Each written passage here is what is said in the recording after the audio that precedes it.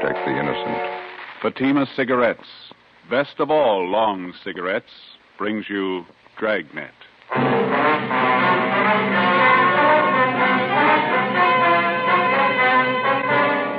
You're a detective sergeant. You're assigned a homicide detail. A newborn baby is taken from a hospital nursery. There's no trace of the infant. There's no trace of the abductor. Your job, find him. You'll be amazed when you compare Fatima with other long cigarettes. Buy a pack of Fatimas. You'll find they now cost the same. Light a Fatima. Your first puff will tell you... Ah, that's different. Yes, what a difference. In Fatima, the difference is quality. You see, Fatima is the quality king-size cigarette because it contains the finest Turkish and domestic tobaccos superbly blended. And Fatima is extra mild with a much different, much better flavor and aroma than any other long cigarette. Because of its quality, its extra mildness, its better flavor and aroma, Fatima has more than doubled its smokers coast to coast. Try comparing Fatima yourself. Fatimas now cost the same as other long cigarettes, but your first puff will tell you... Ah, that's different. Yes, in Fatima, the difference is quality. Ask your dealer for Fatima, the quality king-size cigarette. Best of all, long cigarettes. Start enjoying Fatima tomorrow.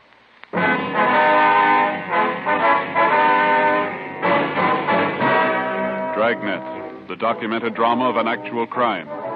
For the next 30 minutes, in cooperation with the Los Angeles Police Department, you will travel step by step on the side of the law through an actual case transcribed from official police files. From beginning to end, from crime to punishment, Dragnet is the story of your police force in action.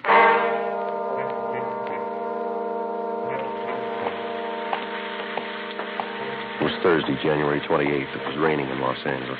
We were working the night watch out of homicide. My partner's Ben Romero. The boss is Captain Steed. My name's Friday.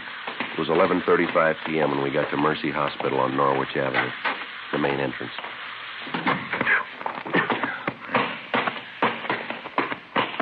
Better check at the desk. Yeah. 2B, right away, Eleanor. 2B, Wayne. Yes, sir? Police officers, we received a call from the hospital here. Oh, yes, sir. Right this way, please. Yes, ma'am. Dr. Walsh is waiting for you. Is he the man in charge? Oh, no, Dr. Walsh is the head of the hospital. I see. Please, Dr. Walsh. Hi. Come in, please. Come in. Thank you, miss. Yes. Dr. Walsh? How do you do? It's my partner, Sergeant Romero. My name's Friday. Yes, I'm waiting for you. Will you have a seat, please? Thank you. Thanks, sir. Gentlemen, I just got here a few moments ago myself. No doubt you know as much about this as I do. We were notified that a 3-day-old baby's missing. Is that correct? Yes, one of the Stryker twins. Found just Tuesday morning. Mm-hmm. Where'd the baby disappear from, Doctor? Nursery. Can't understand how it could happen. Never heard of such a thing. Who was in charge of the nursery? Nurse O'Connor. She's back with the superintendent of nurses. Quite upset. Would you like to talk to her? Yes, sir, we would. All right. This way, please. Thank you.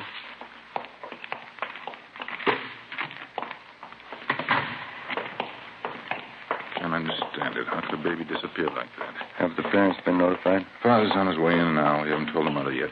Mm-hmm. When did they first notice the baby was gone? I understand it was around 11 p.m. Call came into our office about 11:20. Go ahead, Sergeant. Nurse O'Connor? Yes, Dr. Walsh. These gentlemen are from the police department. Sergeant Romero, Sergeant Friday. Oh, you How do you do? I want to know all about what happened tonight. You know, of course, it's a serious matter. Try to tell exactly how it happened. I'll try, Doctor. All right, officers. Thank you. Well, we know that you're probably pretty upset, nurse, now. You just relax and take your time. Yes, sir. When did you first notice that the Stryker baby was missing? Must have happened somewhere between 11 o'clock and 10 minutes past 11. I'm sure of that. How were you sure of that? I came on duty a few minutes before 11. I took the night reports as usual, and I started checking the orders and the formulas. I remember very well that both the Stryker twins were in their cribs at that time. Mm-hmm. Go on, please. I think it must have been about 5 minutes past 11 when I got this phone call from home. My mother's been sick lately. It was about her. How far did you have to go to answer the phone? About 10 feet down the hall from the nursery, just around the corner. Could you see the entrance to the nursery from where you were talking on the phone? No, sir, I couldn't. But I was only on the phone for a minute or two. As soon as I hung up, I came right back to the nursery. Was the telephone call actually from your mother? Yes, sir. My mother has a heart condition. She wanted me to be sure and have a prescription filled.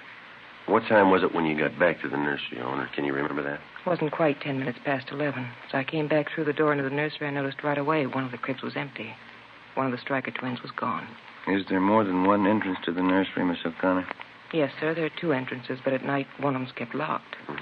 Now, is it possible that somebody in the hospital, maybe a doctor, took the baby for examination or some kind of treatment? No, sir. Just as soon as I noticed the baby was gone, I went to the head nurse, and the 2 of us contacted everybody in the hospital. No one knew anything about it. Well, is it possible that the child's mother could have come down from the 2nd floor and taken the baby? No, sir. Miss Stryker's been asleep since 10 o'clock. She's still asleep. Were there any other nurses or attendants working near the nursery when the baby disappeared? No. No reason for anyone besides myself to be around at that time. None of the cleaning people. They'd all gone home. Dr. Walsh, I wonder if we could have a look at the nursery now. Certainly, Sergeant. Want Nurse O'Connor to come along? Yes, would you please? Yes, sir. Thank you.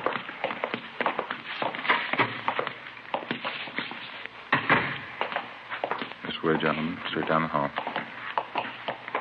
What are the hospital visiting hours, Doctor? Usual. 2 until 4 in the afternoon, 7 to 9 in the evenings. Quite strict about that. Do you know if all the visitors had left the hospital by 9 o'clock tonight? Of course, I wasn't here, but the superintendent of nurses told me they'd all left by 9. She's compiling a list of every visitor we had this evening. Good. They'll all have to be checked. Nursery's right here, officers. Mm-hmm. This empty crib just inside the window here. Yes, sir. It's where the baby was. You can see it's right next to the door here. I noticed that there's no blanket in the crib. Is that missing, too? Yes, sir. Crib's just the way I found it when I came back from the telephone. I hadn't touched it. Are there any marks of identification on the blanket or the clothing? Each one stenciled Mercy Hospital. Each baby wears an ID bracelet. Doctor, I wonder if we could have that crib brought out to have it checked for possible fingerprints. Certainly, of course. Is this the other door to the nursery you mentioned, Miss O'Connor? That's right, Sergeant. I checked it. It's locked. That large window on the other side of the nursery. Is that a stationary window? Yes, sir, it is. It faces onto a small court. Well, then whoever took the baby had to use this door. It's the only way they could have gotten in. Oh, excuse me a minute. I want to attend to the baby in there. Sure.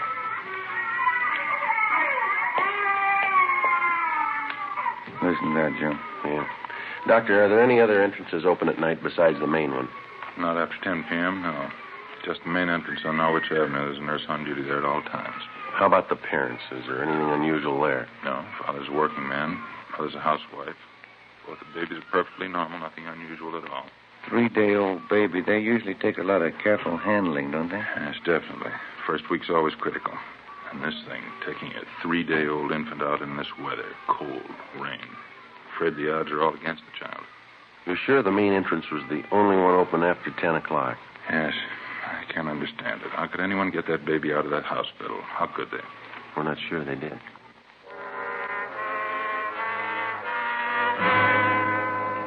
Midnight. A 3-day-old twin boy was missing from his crib in the hospital nursery. That's all we knew. We checked the list of possibilities. The baby could have been taken for ransom. Somebody wanted revenge on the Stryker family and decided on the baby as the best means. Maybe someone just wanted a child, someone mentally unsound, a maniac, a pervert. Maybe an accident had happened at the hospital. Somebody wanted to cover up. Possibly one of the parents or their families had a motive. Perhaps somebody just wanted the child dead. We called the office and got out an APB on the Stryker baby and a description of the blanket and the clothing. Details of officers were alerted at the bus depots, railroad terminals, the airports, all public transportation facilities. Steps were taken to notify doctors, hospitals, sanitariums, anybody in any place where a 3-day-old baby might be taken. The entire area around Mercy Hospital was canvassed. No information. The baby's crib was dusted for prints. No leads, no physical evidence. The investigation continued. When George Stryker, the father of the child, arrived, Ben and I met with him in the office of the hospital superintendent. Can we let people know about it? Newspapers and the radio? We've already covered that. Stories and pictures have gone out to the papers. We've notified the radio stations. They're getting out broadcasts on it. How am I going to tell my wife? Well, sir, there's only one thing that we can promise you. We'll do everything we can to find your baby. Well, isn't there something I can do? Isn't there some way I can help? This is just a remote possibility, Mr. Stryker, but you ought to know about it. What's that? In case anybody contacts you regarding your baby, in case they make any demands on you for money or anything else, we want you to notify us immediately. What could they expect to get from us? We own our home. That's about all. We just want to cover all the possibilities, Mr. Stryker. In case any demand at all is made, don't try to deal with the people. All right? Yes, sir, I understand. Sergeant? Yeah. One of the men from the homicide would like to see you outside. Sergeant will leave us. Oh, thank you, Doctor. We'll have to go now, Mr. Stryker. I'll keep you informed. All right, thank you. Joe, Yeah, I'll leave us. I think we got something back here. What's that? Encina's and I were the night watchman out back, the side of the hospital that faces on Stacy Avenue. Yeah. 2 doors back there, just off the street. One of them's open. Together with Sergeant Believis and Dr. Walsh, the head of the hospital, we went back and examined the side door which opened onto Stacy Avenue. The latch was obviously faulty. It took only slight pressure on the door to open it. The latch, both doorknobs, and the door itself were dusted for prints. The entranceway and the immediate area were rechecked. No leads, no physical evidence. We traced an imaginary path from the open door to the nursery. We came to the conclusion that it could have been possible for an abductor to enter the hospital, make his way to the nursery, take the child from its crib in the absence of the night nurse, and leave by the same side door without being seen. Storekeepers and residents along Stacy Avenue were re-questioned. We got nowhere.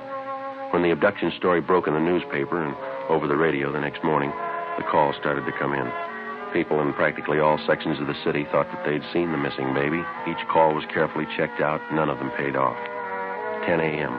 We checked back in at the office. I must be getting old, Joe. Can't seem to take these all-night sessions like I used to. I'm pretty tired. I drank too much coffee again. I got a sour stomach. Hi. Hi, Levis. Right. The stats office come up with that run for us yet? No, they're still working on it. How about that San Bernardino call? Yeah, they called back. They picked the woman up when she got off the bus, checked her and the baby out. The baby belongs to her. Anything else come in? All been checked out. Oh, the press called again. Want to know if there are any new leads. Yeah. Sergeant Friday in here. Yes, sir. Can I help you? They told me in the business office to come down and see you. Surely. Come on in. Thanks. My name's Wallace. I'm the desk clerk down at the hotel on 11th Street, Bluebird Hotel. Yes, sir. I got some information. I'd like to talk to you. All right, sir. This is my partner, Sergeant Romero. Sergeant Olivas. How are you? How are you? Wallace. What's the information about? Well, I got hold of a paper this morning, read about that baby that's missing. Yes, sir. Imagine those people are pretty worried about the kid. Guess they'd like all the information they can get, huh? Looks like that hospital's in a jam, wouldn't you say? Well, what information do you have, Wallace? I guess those parents could sue the hospital if they wanted to, huh? Well, sir, all we're interested in is finding the baby. Can you help us there? Well, I don't know for sure. What are you trying to tell us? Have you seen the baby? Well, I may have. Do you happen to know if they're offering any reward for information? Well, I don't know where it'd come from. The father's a working man. Oh, don't get me wrong, Sergeant. I don't expect anything for any information I'd give, but, well, I don't make too much at the hotel. You know, if they wanted to show their gratitude in some way, just thought I'd mention it. No, thank you, Wallace. Don't worry about that. Now, what's the information? Well, you know, I didn't mean anything by that. Anybody'd be glad to help out in a case like this. What I came in to tell you was a woman and a young baby checked in the hotel last night when I was on duty. What time? I think it was about 12 o'clock. Woman didn't have any baggage or anything, one little blanket around the kid. When I saw that story in the paper this morning, I got suspicious. Is the woman still registered at the hotel? She was when I left. That was about an hour ago. What name did she register under, you remember? No, I don't, but it's in the register. You can check it if you want. Where is the hotel? 11th and Charleston, right in the corner. I'm sure it must be the kid you're looking for. Say, I hope you haven't got me wrong. How do you mean? About the reward, you know. I don't expect anything for this. We haven't got you wrong. 5 a.m. It was still raining. Together with the desk clerk, Wallace, we drove to the Bluebird Hotel on 11th Street. We checked the cards at the desk and found that the woman had registered under the name of Mrs. Harold Parks. The clerk on duty told us as far as he knew she was still in the room with the baby. The room's down this way, Sergeant. Okay. This is the 116. Mrs. Park. Mrs. Park. You have a passkey with you, Wallace? Here you are. Thank you.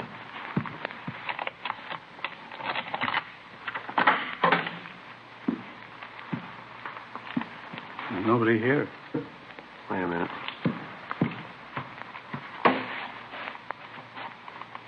What have you got? A small blanket. Check the lettering. Mercy Hospital.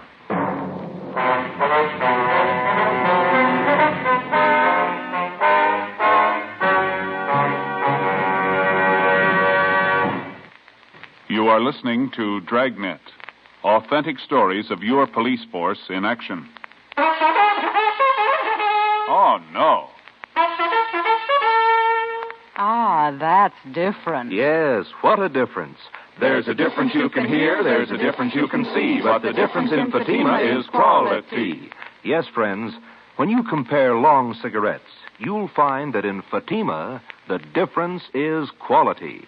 Quality of tobaccos, the finest Turkish and domestic varieties, extra mild and superbly blended to give you a much different, much better flavor and aroma than any other long cigarette. Quality of manufacture. Smooth, plump cigarettes rolled in the finest paper money can buy. Quality even to the appearance of the bright, clean yellow package, carefully wrapped and sealed to bring you Fatima's rich, fresh, extra mild flavor. Fatimas now cost the same as other long cigarettes, but your first puff will tell you... Ah, that's different. Yes, in Fatima, the difference is quality. Ask your dealer for Fatima, the quality king-size cigarette. Best of all, long cigarettes. Start enjoying Fatima tomorrow.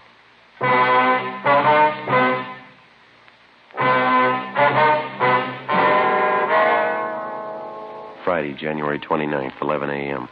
We were unable to locate the woman who had registered at the hotel under the name of Mrs. Parks. There was no sign of the baby.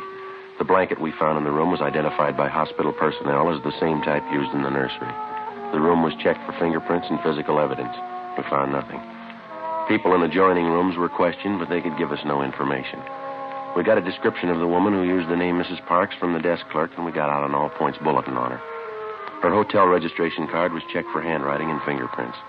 Captain Steed ordered an immediate canvass of all hotels, apartments, and rooming houses in the central area. The hotel clerks were shown mug shots of possible suspects. They failed to identify any of them. 3 p.m. Friday, the search for the Stryker baby went on. Yeah, checked out all right. Okay, Gil, thanks. Anything? Gil and Zenas checked that Wilshire call. It's another phone. Might have something, fellas. Yeah?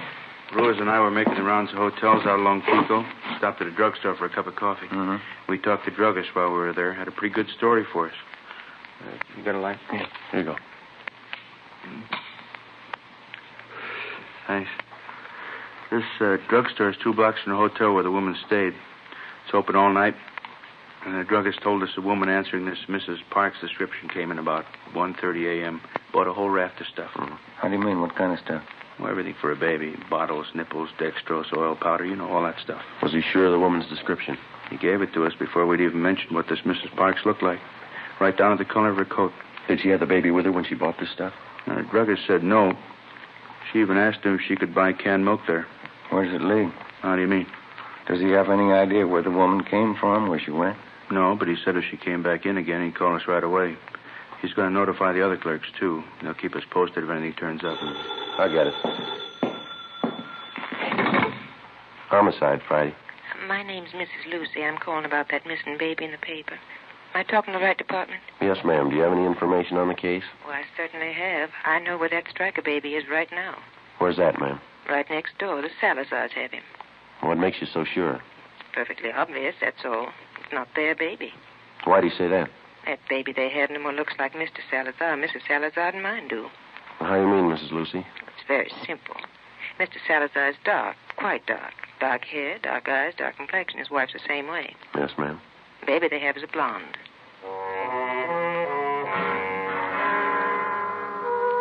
Before I hung up, I got the woman's name and address and told her that we'd check out her neighbors, Mr. and Mrs. Salazar. We weren't sure what it meant. It could be the real thing. It could be like 100 other calls that we'd had in the last 12 hours. Ben and I got in the car and drove out to the Salazar home on Wonderland Avenue. We noticed several cars parked in the driveway and in front of the house. We went up the front stairs and rang the doorbell.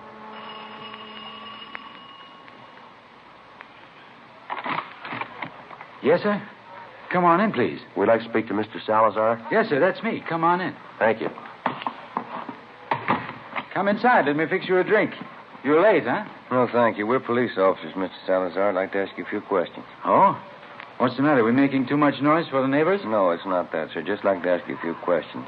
Someplace we can talk. Well, I have to take care of the guests, you know. We have this party here. My son was baptized today, my first son. That's why we're having a party. Yes, sir. We're sorry to interrupt, but this is pretty important. It won't take very long. Well, all right. I guess they can get along for a few minutes. Back here in the kitchen is probably the quietest place. Fine. Back this way, officer? Fine.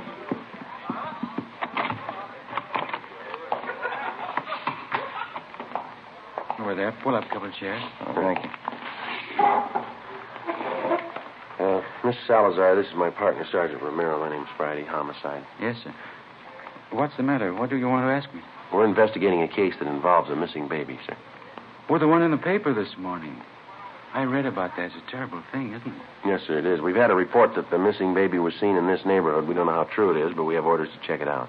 Well, sure, anything I can do. I don't know how much I can help, but I can understand how that mama and papa feel.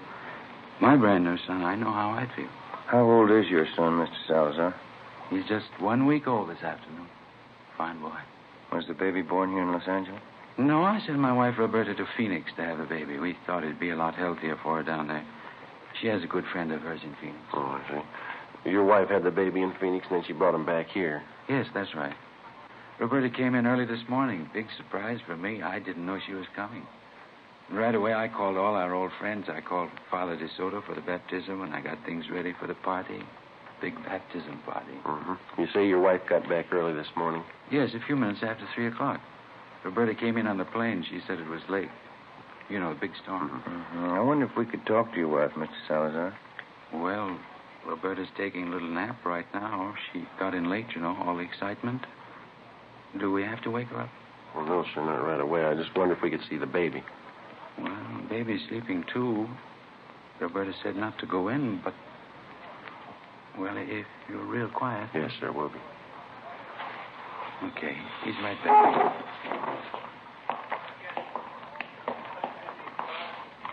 Over here.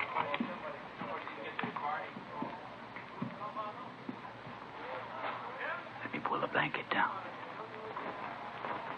Yeah. There he is. Big fella, huh? He's blonde. Huh? What do you think, Jim? I think he's got a twin. 5 p.m., Harlan Stahl from Leighton Fingerprints arrived at the Salazar home. The footprint of the missing child, taken at the time of birth, was compared with the print from the child the Salazars had. The prints were identical. The missing baby had been found. 5:20 p.m. Ben and I talked with Mrs. Salazar in the kitchen of her home. The christening party went on. I don't think I understand what this is all about, officer. What has my baby got to do with all this? You know as well as we do, Miss Salazar. That baby in there, it doesn't belong to you. It's not yours. What do you mean it's not mine? Of course it's my baby. My husband's and mine. I just brought him from Phoenix last night. That's where the baby was born. What are you trying to do to me? That baby isn't yours, Mrs. Salazar. Now, you know that. It was taken from the hospital. How about the truth? You don't know what you're saying. You don't know what you're talking about. It's my baby. He was baptized today. Juan Tomas Salazar. It's my baby. This is a pretty serious matter, ma'am. The baby's footprint has been checked out. The child belongs to a Mrs. Stryker. We want to know how you happen to have him. Because he's my baby. That's why I have him. You don't know what a mistake you're making. He's my baby. I brought him from Phoenix last night. You can ask my husband. He'll tell you. A woman checked in at the Bluebird Hotel on 11th Street about midnight last night, Mrs. Salazar. She had a young baby with her. You fit her description. I didn't go to a hotel last night. The plane landed here from Phoenix. I came right home. The hotel clerk remembers you. He can identify you. So can the druggist when you bought the supplies from. I bought nothing. The plane landed. I came home. It's my baby. My baby. We found the baby's blanket in the hotel room you rented. We have your description from at least 3 people, even the color of the coat you wore last night. You can't take him away. He belongs to me. Me and Frank, you can't take him away, please. You can't. Miss Salazar, why don't you put yourself in the place of the real mother of that baby? How do you think she feels about her baby being taken away? How about it, Miss Salazar? Have a drink, officers, please. For the party. Have a drink, I'll tell you. Tell us what, ma'am? I'm tired. Let me sit down. Yeah. Please, it's for few minutes. I tell you how it happened. I know you understand. Yes, ma'am. It'll be 11 years next month that Frank and I were married. I don't have to tell you we want a baby. Frank always wanted a baby, but no more than I did. It's what we live for. A baby of our own. Yes, ma'am. Boy or girl, we didn't care. But we didn't have one. For 11 years, we didn't have one. Then last April, that's when the doctor told me. He said I was going to have a baby. Yes, ma'am, I understand. Well, a month before the baby was born, we thought it would be better if I went to my friend's place in Phoenix, Arizona. For the winter, you know, it would be warmer there. Frank thought it would be nicer for me and the baby. Your husband was still in Los Angeles? Yes, he tried to come to Phoenix, but he had to work, so I had my baby alone. It was a boy. My friend was with me. She'll tell you it was a boy. Yes, ma'am. I kept calling for him to bring my baby. It's a long time I kept calling. Then they finally came, and the doctor, too. And he's the one that told me. Yes, ma'am. He looked just like his father. I know that. But they told me he was dead. I don't remember much after that, Sergeant. I got out of the hospital and I took the plane and I came back here. Mm-hmm. It was dark and it was raining. But I walked around.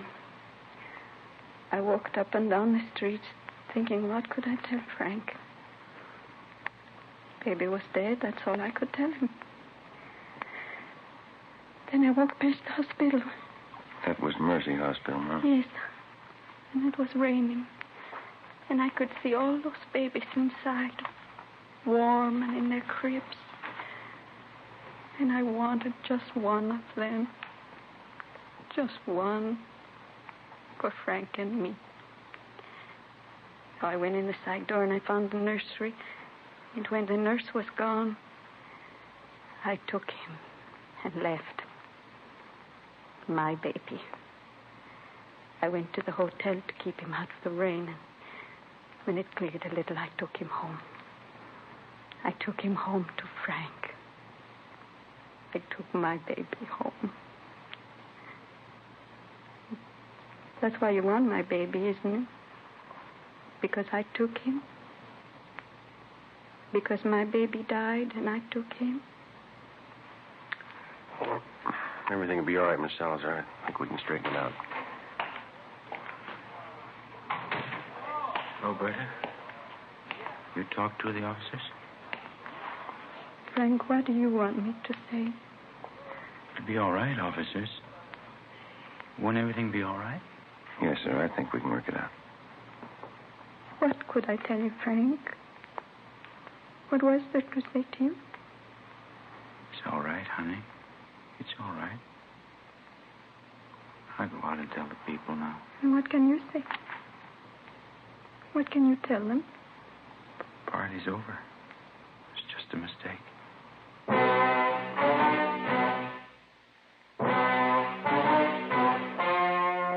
The story you've just heard was true. Only the names were changed to protect the innocent. In a moment, the results of the trial. Now, here is our star, Jack Webb. Thank you.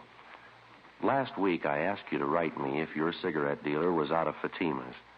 Well, you did, and we've done something about it. Now, if any more of you find a dealer fresh out of Fatima's, send me his name and address. We'll take care of that, too. Write me, Jack Webb, Post Office Box 951, Hollywood 28. And, Mr. Dealer, don't wait another day. Step up your Fatima order for Thanksgiving and the coming holidays. Get in on the increasing demand for Fatima, the quality long cigarette.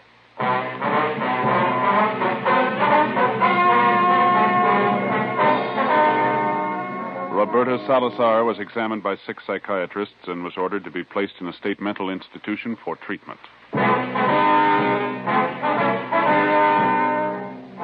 You have just heard Dragnet, a series of authentic cases, portions transcribed from official files. Technical advice comes from the Office of Chief of Police W.H. Parker, Los Angeles Police Department. Coming up, We the People, then Screen Directors Playhouse on NBC.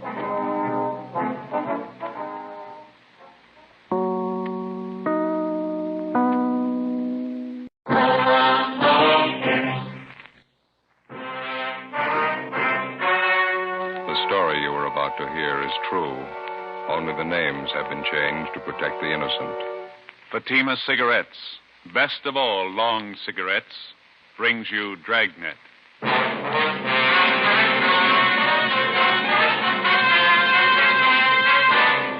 You're a detective sergeant. You're assigned a homicide detail. A man and his wife are found dead in a rooming house. A dead parrot lies on the floor beside them. The killer set fire to the room to cover his tracks. Your job, get him. You'll be amazed when you compare Fatima with other long cigarettes. You'll find they now cost the same. But in Fatima, the difference is quality. You see, Fatima is the quality king-size cigarette because it contains the finest Turkish and domestic tobaccos superbly blended. And Fatima is extra mild with a much different, much better flavor and aroma than any other long cigarette. Because of its quality, its extra mildness, its better flavor and aroma, Fatima has more than doubled its smokers coast to coast. So try comparing Fatima yourself. Fatimas now cost the same as other long cigarettes, but your first puff will tell you... Ah, that's different. Yes, in Fatima, the difference is quality. Ask your dealer for Fatima, the quality king-size cigarette. Best of all long cigarettes. Start enjoying Fatima tomorrow.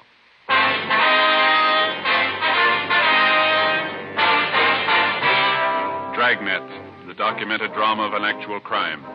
For the next 30 minutes, in cooperation with the Los Angeles Police Department, you will travel step by step on the side of the law through an actual case transcribed from official police files. From beginning to end, from crime to punishment, Dragnet is the story of your police force in action. It was Wednesday, April 2nd. It was windy in Los Angeles. We were working the early morning watch out of homicide. My partner's Ben Romero. The boss is Thad Brown, chief of detectives. My name's Friday. I was on the way back from communications, and it was 5:25 a.m. when I got to room 42. Homicide.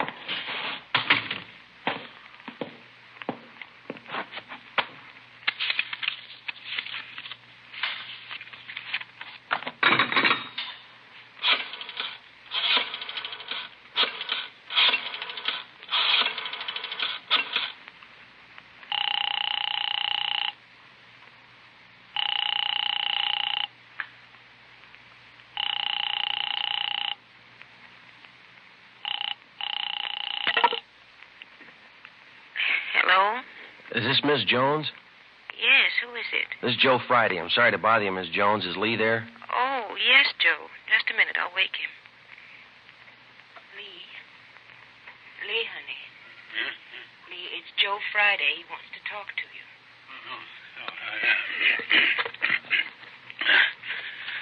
Yeah, Joe. What is it? I'm sorry to wake you. Can you come down right away? What's the trouble? Got a call from fire headquarters a couple of minutes ago. Yeah? They had a fire in a rooming house over on 7th Street. They found 2 dead bodies in one of the rooms. Yeah? They suffocated? Well, the battalion chief doesn't think so. They found both bodies on the bed. There was evidence of arson in the room. What kind of proof they got? The victims. That's why we called you. What you got? Fire department thinks they were dead before the fire started.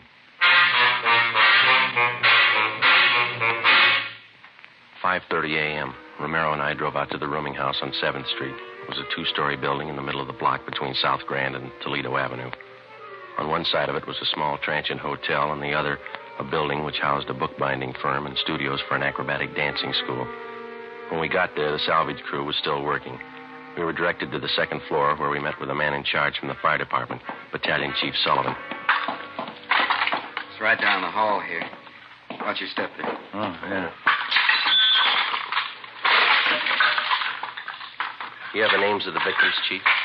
We think it's Guthrie, Mr. and Mrs. Charles Guthrie.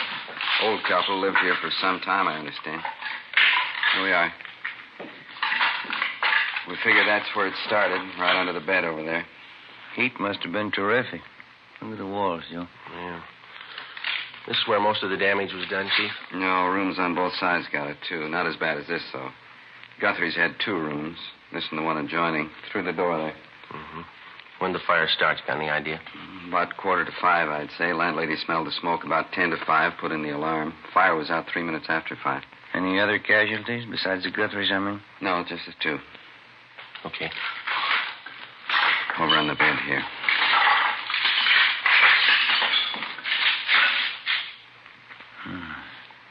Yeah. One of the worst I've seen. Yeah, it's pretty bad.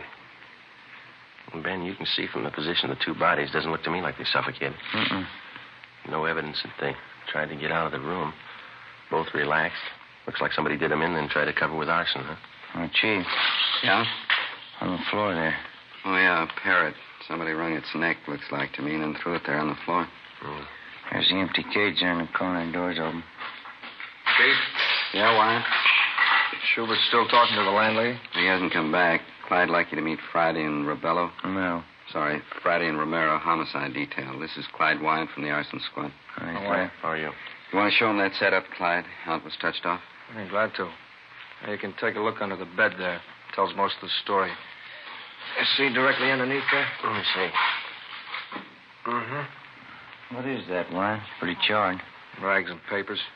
Had a good soaking in kerosene before they were touched off. Strung out all under the bed here. Yeah. Couldn't miss, huh? Thorough guy, whoever set it up. Most of the carpeting in the room was doused with kerosene, too. This much you can count on. The man who touched it off knew something about timing devices. Want to show him that rig, Clyde? Oh, right here. Yeah? Ordinary electric heater. This automatic timer was connected to it, then plugged in. Heater was placed under the bed right next to the rags and papers. Timer was set probably for about 4:45 a.m. Mm-hmm. Timer let go on schedule. Heater warmed up. Rags and papers caught fire, then the mattress. You can see the rest for yourself. That timer pretty intricate, Wyatt? The man who put it together was no amateur, as the chief said. Must have known something about clockwork. Wyatt, see you a minute. Yeah, Mac. Excuse me, I'll be back in a minute. Too bad. Thanks very much. You find anything else that might tie in, Chief? Not in this room, no. Dead parrot there. Door of the cage open.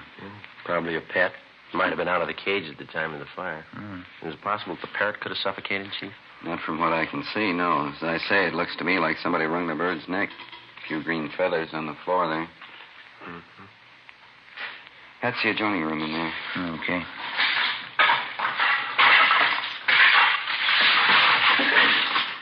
I figure the Guthries used it as a sitting room. Yeah. You can see the fire didn't wipe out everything in here. Mm-hmm. Hey, Joe. Come here a minute. Right. This carpet here with the door. Dark stains. Let me see. What do you think? Could be blood. Heavy stains. Sure enough of them. Yeah. Looks like more of them on that desk there. And some on the wall, too. Desk drawer's open here. Yeah, I see that. That's about it. You know as much as we do so far. Yeah. We know how the fire was touched off. We're satisfied it didn't kill those 2 people in there. The boys from Arson Squad talking to the other roomers in the building? Right now, you can check with them. Okay. Well, thank you very much, Chief. I certainly appreciate it. Not at all. The usual breaks, isn't it? How's that? This is Fire Prevention Week. 5:53 a.m. Lieutenant Lee Jones and the crew from the crime lab arrived. Davis, the photographer, Dean Bergman from Leighton Prince. Pictures were taken of both rooms, which made up Mr. and Mrs. Guthrie's living quarters. Photographs of the bodies were taken. Bergman processed for fingerprints. While Lee Jones continued his investigation, Ben and I went down the hall to the landlady's apartment, where we met with Ray Schubert, one of the men from the arson squad. These men are from Homicide Division. Sergeant Friday, Sergeant Romero, Mrs. Stedman, that right? Yes, Clara Stedman. How do you do? I manage the house here. Would either of you care for a cup of tea? No, thank you. I wouldn't care for any. When did you last see Mr. and Mrs. Guthrie, ma'am? Well, now, let me see. Miss Guthrie, I saw her just before dinner last night, a little before 6. I went in to borrow an egg and a cup of flour. She was all right then. Was there anyone with her? No, she was alone. What about Mr. Guthrie? When did you last see him? About 7:30. I looked out my window and I saw him closing up the parking lot. Did the Guthries have any visitors at all yesterday? Do you remember that? Oh, just one I know of. Jack Marshman. He's working for Mr. Guthrie. About a year now. When did Marshman visit the Guthries, do you know? Around 4 yesterday afternoon. Yes, I was there, too. Mrs. Guthrie and Jack and I had a cup of tea together. Then Jack left to go back to work, and then I left. You didn't notice anyone else in or near the Guthries' rooms after that, No. I had my dinner and listened to a radio play, and then I went off to bed. Well, I know you're upset, Mrs. Stedman, but can you think of anybody who might have wanted to do away with the Guthries? Anybody who had a reason to do them harm? Oh, as far as I know, Sergeant, they didn't have an enemy in the world. I guess I was wrong. It's a terrible, terrible thing. Yes, ma'am. Now, we'll leave our card here with you. All right. If you want to contact us, don't hesitate to call anytime. All right, thank you. Thank you, Miss Stedman. Goodbye, ma'am. Goodbye.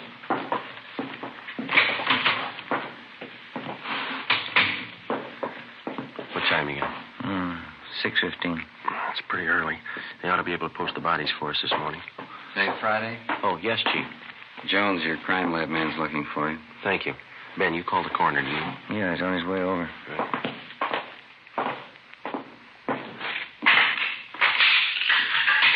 Lee? Hi.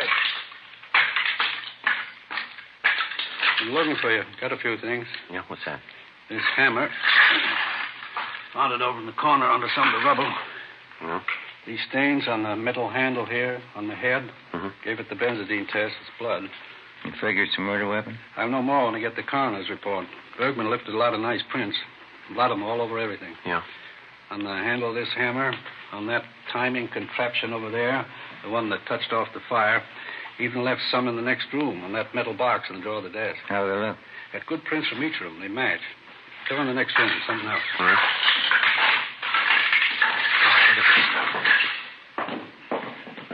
Yeah? Those stains on the carpet by the door. The stains on the carpet by the desk. Those on the wall.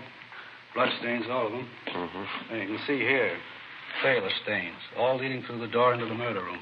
You figure they were murdered in here, and then the killer took the bodies in the next room and put them on that bed. Then he set fire to cover up. That's my guess. How about the prints on the box in that desk, Lee? Might have been money in the box. Possible burglary? That's an angle. I'll take scrapings from these stains on a biological precipitant when I get back to the lab. I'll let you know how it comes out. Better start finishing up here. Right, Lee. Thanks very much. Well? Well, looks like we're in fair shape. A hammer, a couple of fingerprints. Friday. Romero? Yeah, Schubert? That fellow that worked for Mr. Guthrie in the parking lot, Jack Marshman, just got here. Did you talk to him? Wyatt and I have him in one of the empty rooms down the hall. Thanks. Which way? Down here. Seems pretty well broken up. You talked to anyone besides you since he got here?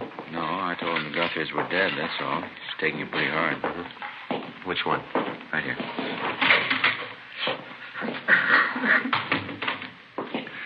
As friends I had, Charlie and Marta. I knew I should have stayed with them. I knew I should have. These men are from homicide, Mr. Marshman. Sergeant Friday, Sergeant Romero. Hello, Mr. Marshman. How are you? I don't know what I can tell you. I can't understand. Poor Charlie, boy. Well, what can I do to help? We'd like to have you answer a few questions, if you don't mind, sir. Certainly. Certainly anything to help out. Please, you got to find out whoever did it. You got to find out who killed them. We're going to try, Mr. Marshman. Now, would you tell us the last time you saw the Guthries alive? Sure. Maud. Mrs. Guthrie, about 4:15 yesterday afternoon. Me and Mrs. Stedman, she's the landlady, we had tea with her. And I went back to help Mr. Guthrie at the parking lot. Mm-hmm. When's the last time you saw him? Oh, it's about 6:30. That's when I get off duty at the lot. I said goodbye to Charlie. Never dawned on me it was the last time I'd see him alive. I just can't understand. It's such a vicious thing. Charlie and Marta. It's really terrible. Yes, sir. You want to just sit down there, Mr. Mark? Thanks very much. Ray. Yeah?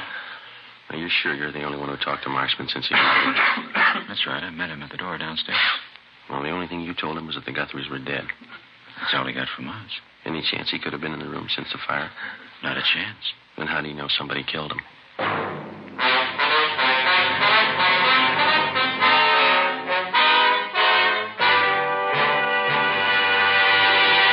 You are listening to Dragnet, authentic stories of your police force in action.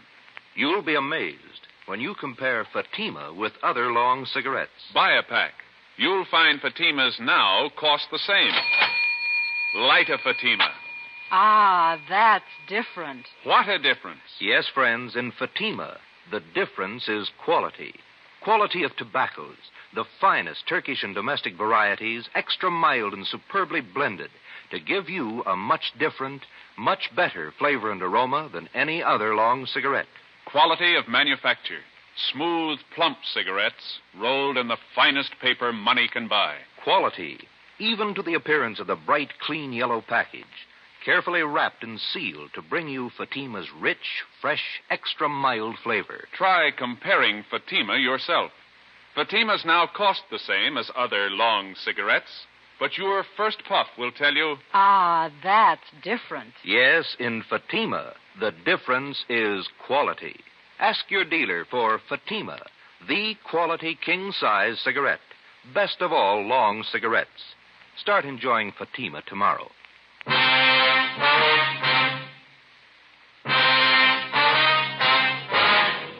Wednesday, April 2nd, 6:45 a.m. Lee Jones and his men completed their investigation and took their findings back to the crime lab for further examination.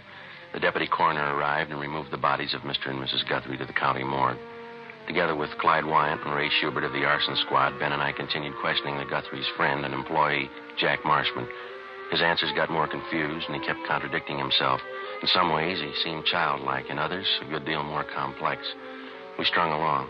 In order to keep up the pretense that he was not a suspect, we asked him to come along with us while we checked his living quarters, a two-room basement apartment near Olympic and South Flower. We explained it as a routine check. Marshman was calm and self-assured. Well, here it is, officers. You can see for yourself. Yeah, Nice, comfortable place. Oh, I like it. I've been here for about 3 years. Well, this room's where I do my living. Pull-down bed. It's a little gas plate over there. It's handy. Compact. I see. What do you use this next room for here, Jack? Oh, it's my shop. I like to put around. You care to see it? Yeah, okay. It's very nice. What's your hobby? Watchmaking. Used to be a watchmaker. I haven't worked at it lately, though. Job's pretty hard to find. Yeah. These parts here on the bench. You making something, Jack? Oh, just fooling around. Old alarm clock there. I'm fixing it up for a friend. All these wires and things. They all go into the works, huh? More or less, yeah. Just something I was fooling around with. It keeps me busy, you know. I like a hobby. They say it's good for you. That's what they say, yeah. Where does this door go, Marshman? Oh, it's my closet. Just some clothes and stuff in there. Just junk. Don't mind if I look, do you? Well, it's only a closet. There's just clothes and junk. There's nothing to see. Say, Jack, do you usually keep this stuff around? Huh? Oh.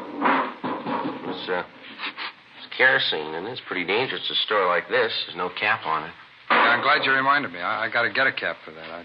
I use it to wash up. My hands get dirty working around the bench. This shirt, these trousers. Are yours, Jack? I wish you wouldn't drag that stuff out. It gets my stuff all mixed up. Yeah, they're mine. That's what I figured. The stains here is quite a few of them. Some kind of paint I was using. I'm pretty sloppy with paint. That's not paint, is it, Jack? It's a little like blood to me. Well, what difference does it make? The working clothes. I think your reason was in the day. Oh, why don't you lay off? Huh? Who cares what kind of stain it is? You come in here snooping around, looking all around. I invited you in there. I didn't give you the place.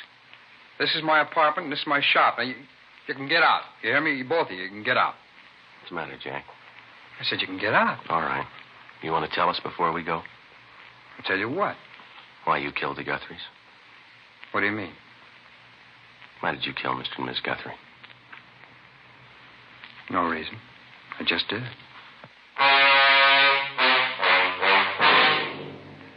9 a.m. We put the stained clothing and the materials from the workbench in the car. Together with the suspect, we headed back for the office. On the way, Marshman was quiet. He asked for some breakfast. We stopped and bought him some ham and eggs. We tried to get him to talk. He refused.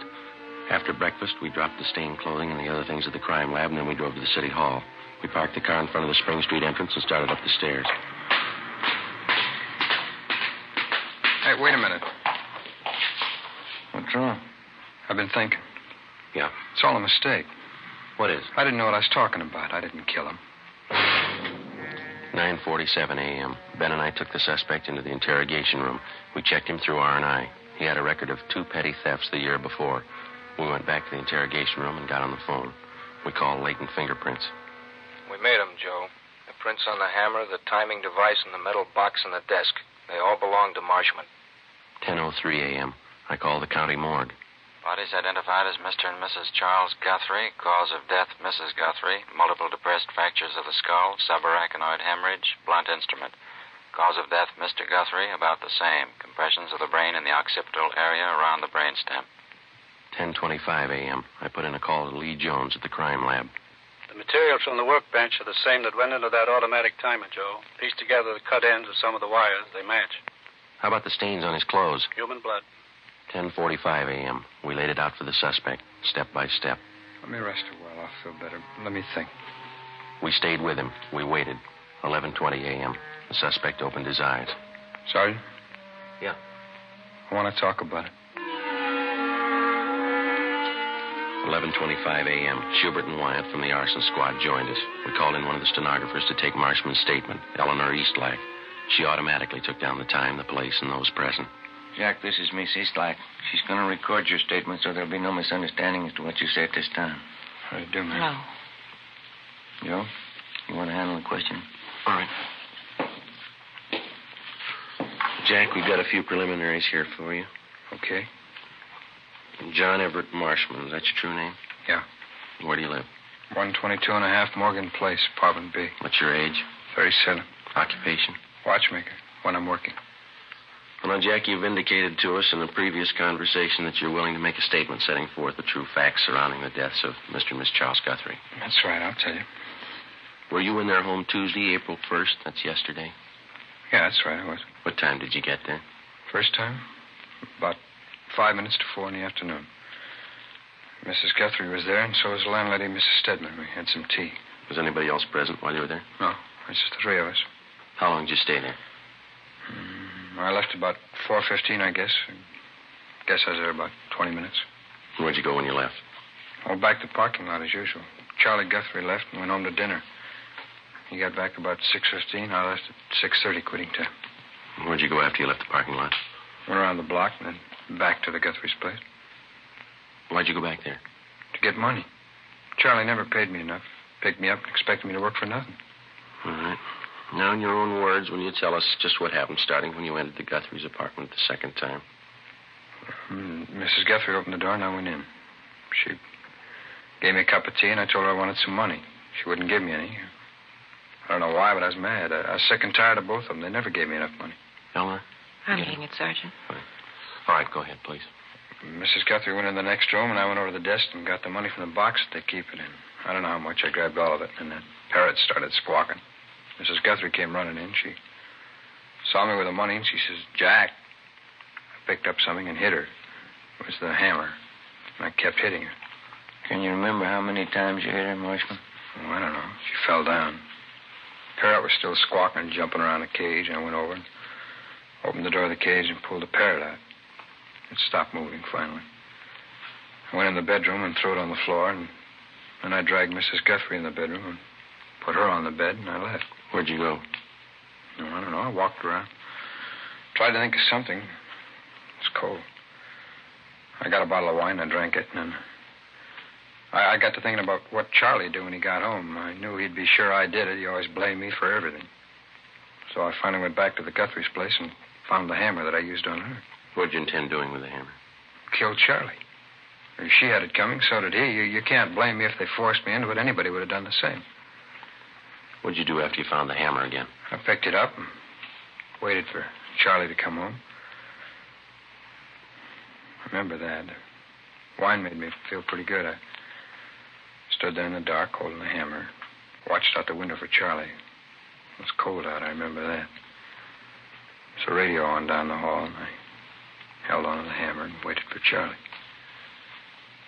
Neon light across the street that came through the windows. Old lady was on the bed in there. I could see the Parrot on the floor. It was quiet. I had a smoke. Traffic kept going by outside. I could hear that. I held onto the hammer. It's windy out. I kept thinking Mrs. Guthrie was looking at me from the bed, but she wasn't. Charlie came home at the usual time, a little after 7:30, and I stood by the door. He came in and closed the door after him. When he reached for the lights, I hit him. He fell down. I hit him some more. You couldn't blame me. Anybody would have done the same. Anybody would have, the way he kicked me around. How many times did you hit him, Marshman? I don't know. Was it twice? 3 times?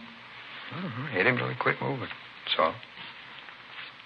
I took him, dragged him into the bedroom, put him on the bed with his wife. I put him over.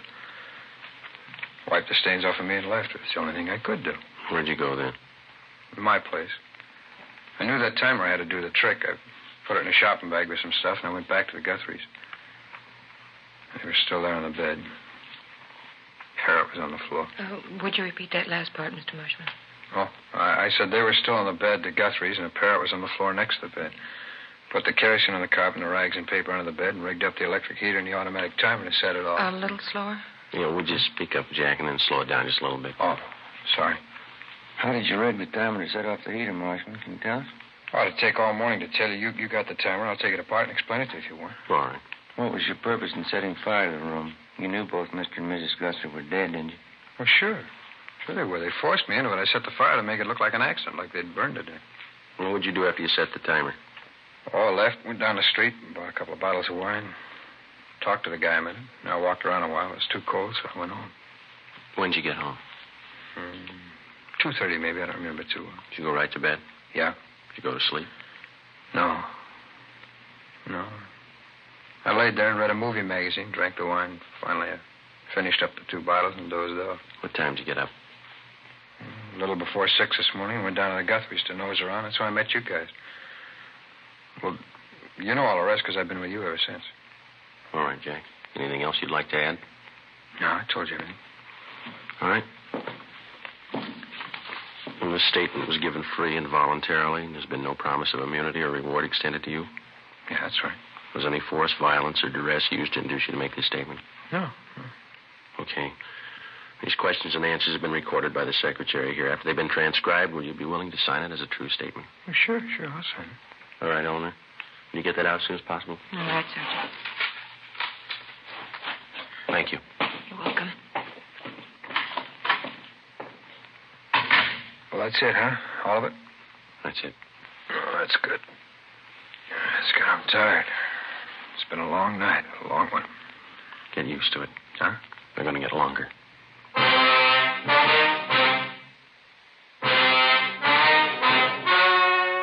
story you have just heard was true.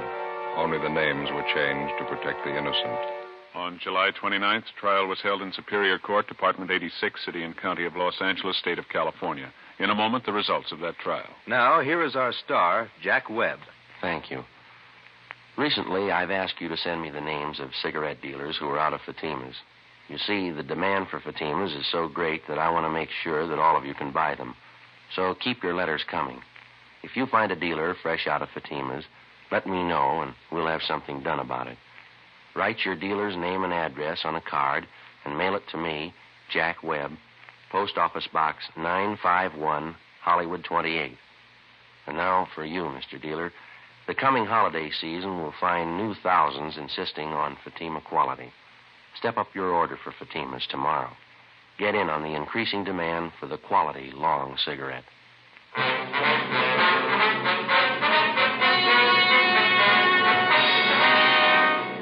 John Everett Marshman was tried and convicted of murder in the first degree, 2 counts, and arson, 1 count. He is now serving a life term in the state penitentiary without possibility of parole. You have just heard Dragnet, a series of authentic cases from official files. Technical advice comes from the Office of Chief of Police W.H. Parker, Los Angeles Police Department. Fatima Cigarettes, the best of all long cigarettes, has brought you Dragnet, portions transcribed from Los Angeles. Coming up, We the People, then Screen Directors Playhouse on NBC.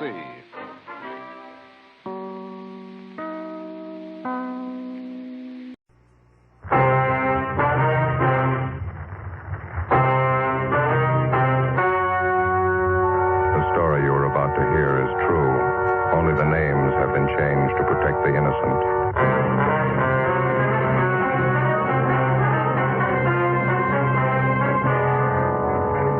You're a detective sergeant. You're assigned to Juvenile Bureau. A pair of fake talent scouts are at work in your city. Their victims, young girls seeking careers in Hollywood.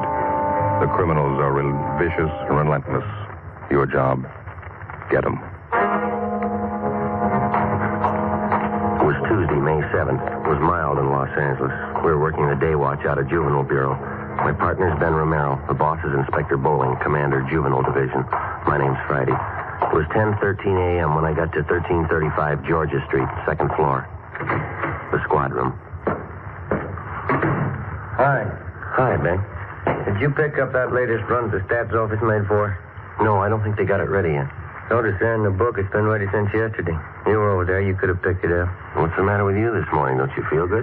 No, just this stinking cold seems to be settling in my chest. Miserable. Yes, sir? Can I help you? Oh, yes. I'd like some information, please. This is the Juvenile Bureau, isn't it? Yeah, that's right, sir. What can we do for you? Oh, mind if I sit down? I'm climbing those stairs. Takes your breath away. Yeah, sure. Here you are. Thank you.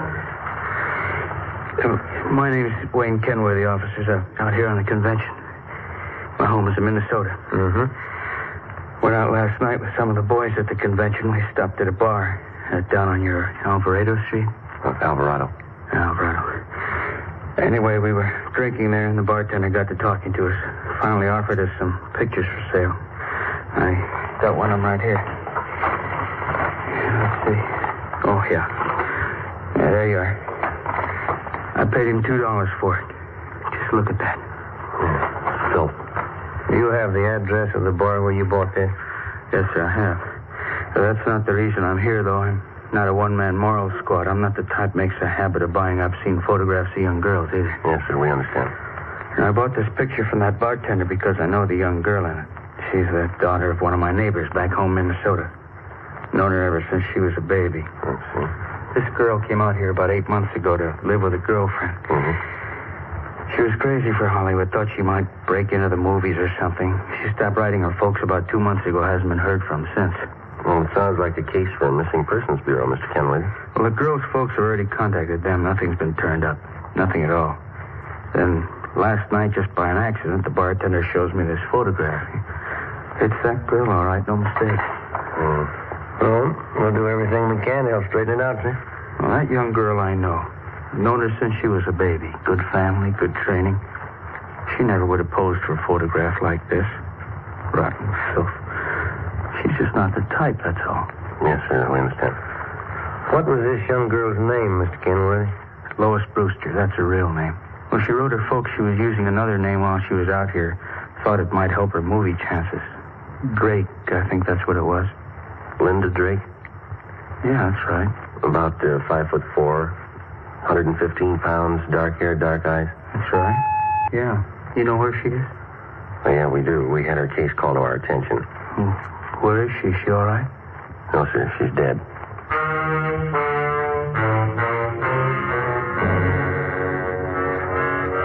2 days before Mr. Kenworthy walked into Juvenile Bureau, the body of a young girl had been washed up on the shore just below the beach town of Venice. Apparently, she'd taken her own life. The girl was a brunette, attractive, not more than 17 years old. There was no identification on the body except for a rent receipt found in one of the pockets of a cotton jacket that the girl had been wearing. The rent receipt was made out to Linda Drake. It was signed R.L. King, 876 Peoria Avenue. The address was checked out, and R.L. King was found to be the girl's landlady.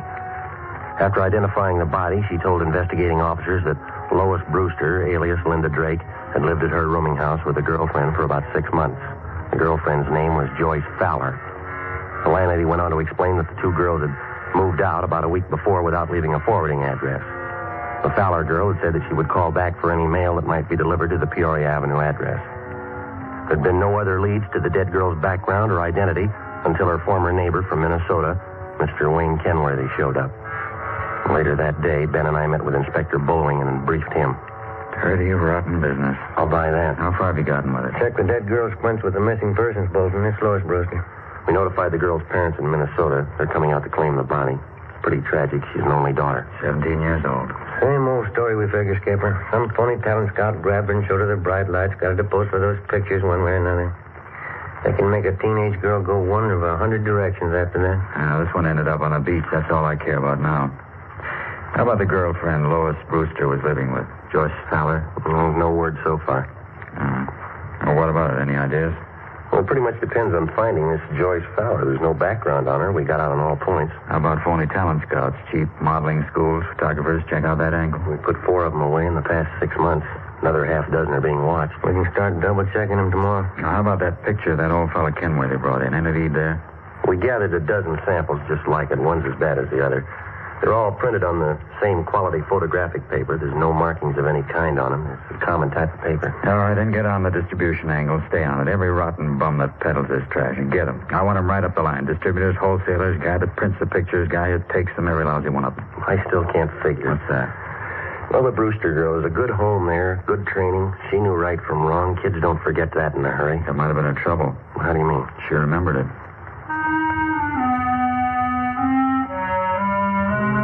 Wednesday, May 8th. 6 teams of men from Juvenile Division, working in conjunction with the Detective Bureau, started the drive against the obscene literature and photography traffic. Within 2 weeks, more than a dozen wholesalers, distributors, and small-time peddlers had been apprehended and were awaiting prosecution. But we still had failed to uncover any new leads in the Lois Brewster case. The roommate, Joyce Fowler, the all-important witness in the case, was still missing. No trace of her. The dead girl's parents arrived in the city, claimed the body, and took it back to Minnesota for burial. The drive continued. Another week passed. On May 29th, on a tip from a usually reliable informant, Ben and I checked out a small photographic studio on Sunset Boulevard, operated by an Emil Joseph Martin, who was sullen and uncooperative. We checked through his files. Just what I told you. A few special shots I keep filed away just for laughs. Once in a while, a friend drops in. I print one of them up for him. Yeah.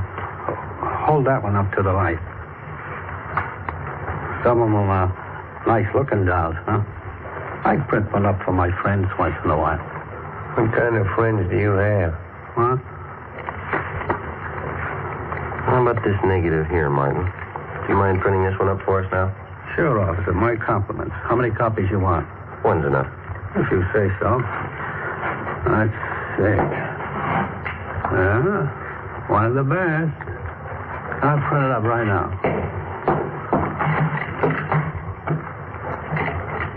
This way.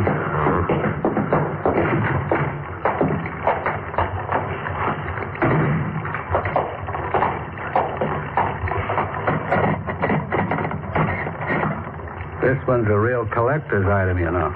You're right. A friend of mine got me the negative. $100 it cost me.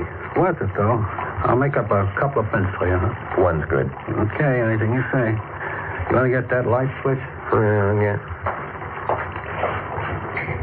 All right.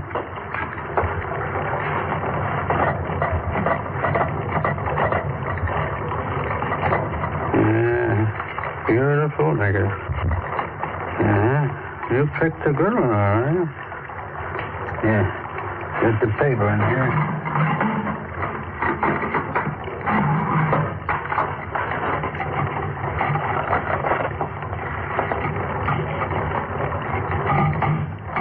Yeah, that does it. Okay, one print. That's all you want? That's all.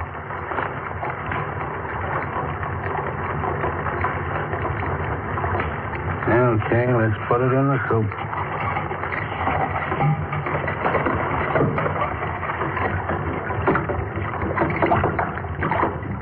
Yeah, I bet you get a kick out of this one. Real beautiful girl. How'd you happen to get a hold of this negative? You take the picture? No, a friend of mine got it for me. It cost me a C-note. There we go. Put it in the stubber.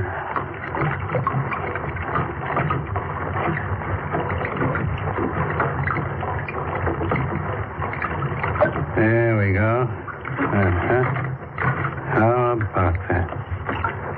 How about the guy you got this negative from? Did he take the picture? No, he bought it from somebody else. Don't know who. Cost him $350. Worth it, though, huh? Oh, yeah. Isn't that beautiful? We've seen her before. Oh, that's so, you know her? Only from her pictures.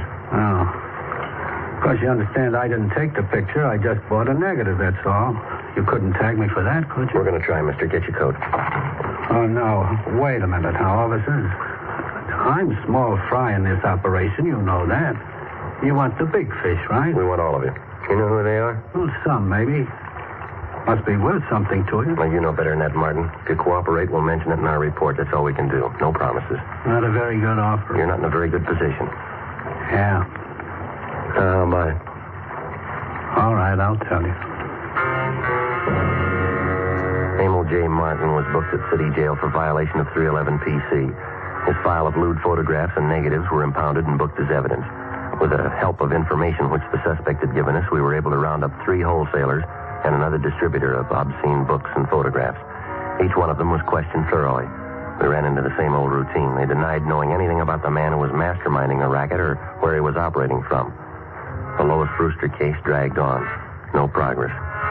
In virtually every case of tracing the lewd pictures to the point of production, the investigating officers were able to link the small-time peddlers to their distributor and the distributor to the wholesaler. Well, that's where it stopped, a dead end. Beyond that, nobody knew anything about the operation of the racket. Stakeouts were set up at locations where sales and deliveries of obscene material were known to have been made. Nothing happened. The drive stalled. Thursday, June 11th. Now, Joe? Yes, Gilbert? First piece of news, Mama. The policewoman just called it in. Yeah? Lois Brewster's girlfriend, Joyce Fowler? Yeah? She's been found.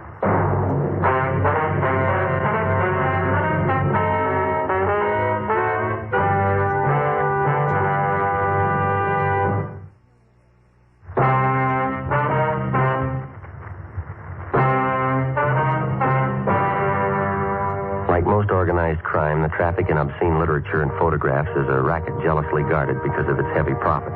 It's nationwide, and every year it nets millions of dollars for underworld promoters and their employees. As an organized business, it's one of the most vicious and insidious rackets that exist today, despite the fact that many citizens regard it lightly. Thursday, June 11th, 10 a.m. Ben and I met with policewoman Paula Johnson. She told us that the previous evening, Joyce Fowler, the girl Lois Brewster had been living with, had gotten into a brawl with an unidentified man at a bar on Sunset Boulevard.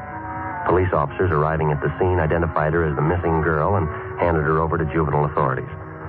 At 10:30 a.m., Joyce Fowler was brought to the interrogation room. She was a tall brunette, fairly attractive. She looked older than her age. Together with policewoman Paula Johnson, Ben and I questioned her. I was out on a date with this man. We were sitting at the bar, and he started saying things I didn't like.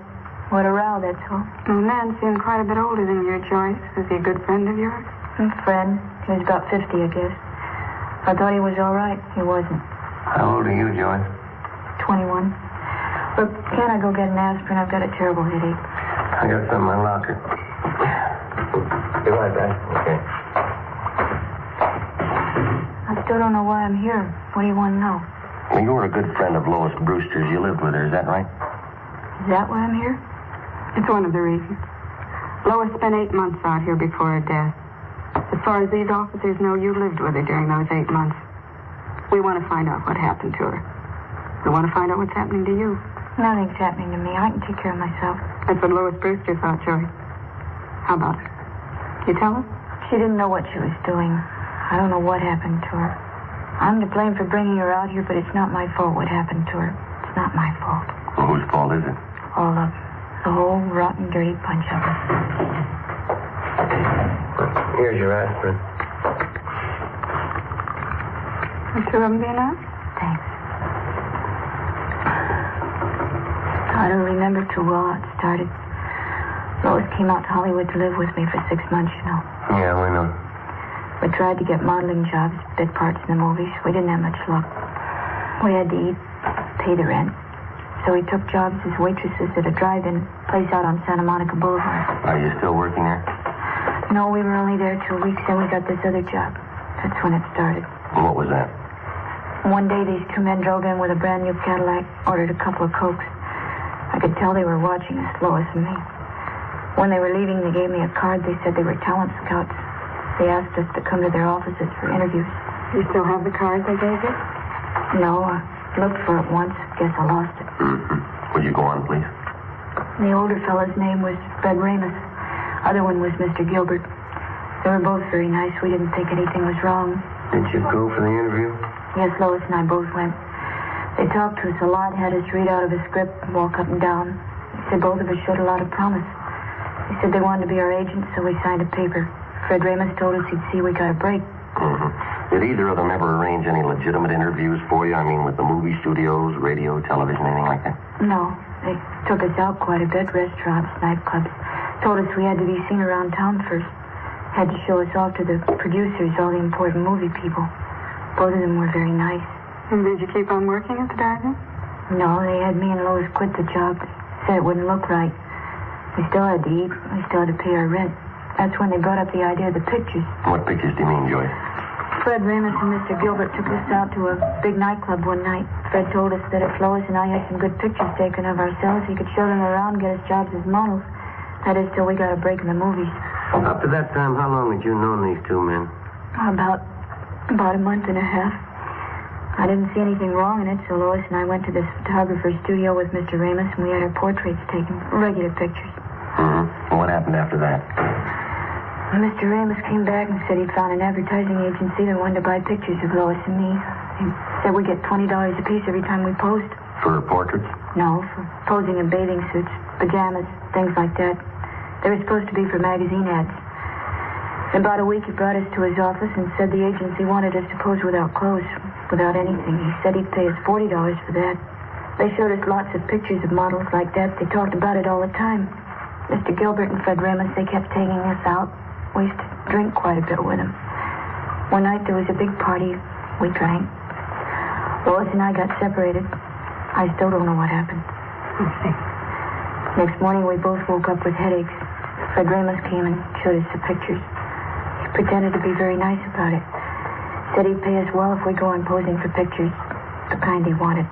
Didn't you think of going to the police? We talked about it. We were afraid of the publicity, the newspapers. We just kept going on, doing what he said. It's like a nightmare. Kept getting worse. We kept getting in deeper. Did you have that envelope? Yeah.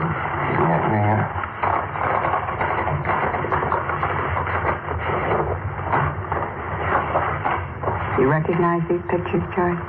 Yes. Mr. Ramus and Mr. Gilbert. They have you posed for these? Yes, that's some of them. We always drank a lot, so we wouldn't remember. That's not why Lois is dead, though. Those pictures aren't the reason. Well, how do you mean, Joyce? Ramus and Gilbert. They'd fix up dates for us. They said the men were their friends. 3 or 4 times a week they'd call. We had to go out with them. We had to do what they said. One morning we got home about 5:30 in the morning. Lois changed, said she was going for a walk. I went to bed. She left a note. I never saw her again. I see. Mel?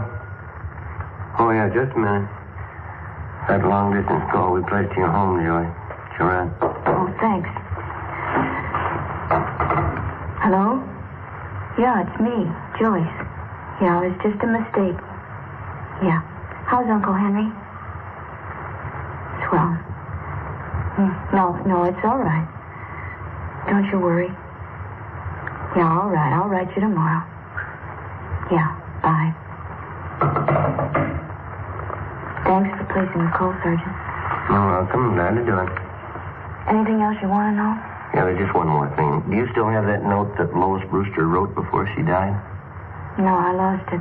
I remember what it said, though. Yeah. It said, I'm sorry. It was signed Lois. That's all.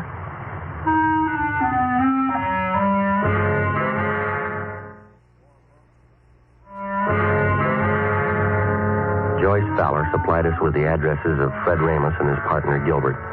She gave us all the names and addresses of all their friends and employees that she knew of. She also pointed out their offices and base of operations. Inspector Bowling ordered an immediate investigation into the background and business activities of both men. Previously convicted wholesalers and distributors of obscene photographs were called back in and re-questioned. We finally completed the missing link in the supply line from the peddler to the producer. 5 former workers for Ramos and Gilbert fingered them as head men controlling the racket. Their offices and studios were raided and their files seized as evidence. On June 18th, Fred Ramos and his partner Harold Gilbert were placed under arrest. What's the pitch, Sergeant?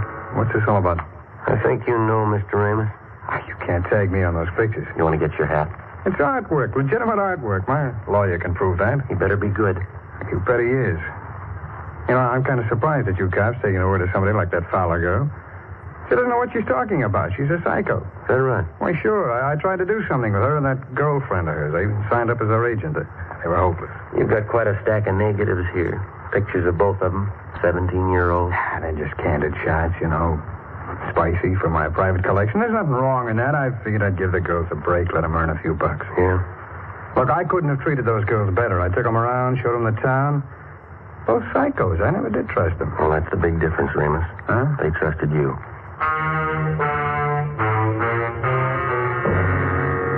Fred Ramos and Harold Gilbert were brought downtown to Inspector Bowling's office. Joyce Fowler was seated next to the desk. Gilbert was brought in. She identified him. He was taken out and held for booking. All right, bring in the next one.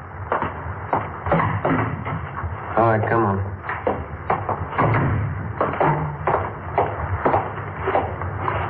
Yeah? Can you identify this man, Miss Fowler? Yes. He's Fred Ramos. What's the trouble, Joyce? Weren't you satisfied with what I was paying you? Could have settled this between ourselves. If you had any beef, you could have come to me. You're lucky, Fred. I'd kill you now if I could. Oh, Joyce, come on now. Sit down. All right, Sloan, take him out. Joyce, sit down. Come on, sit down. Be back in a minute, Joe. All right.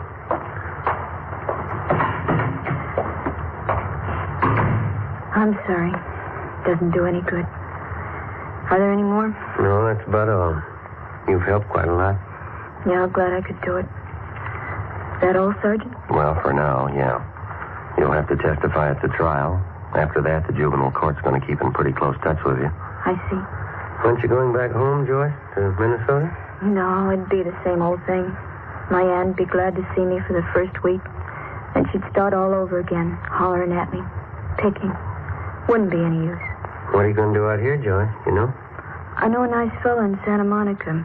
He's going to get me a job at a brand new drive-in. Cute uniforms. But I don't think juvenile court's going to let you take a job like that, Joyce. I hope so. A lot of talent scouts go there. Radio, movie producers. They might notice me. Yeah? Never can tell. Might lead to something.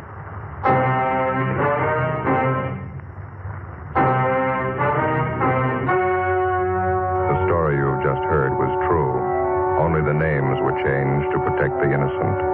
On October 4th, trial was held in Superior Court, Department 91, City and County of Los Angeles, State of California. Fred Ramos and Harold Gilbert were tried and convicted on several counts of rape and lewd conduct. They received sentences as prescribed by law and are now serving their terms in the state penitentiary.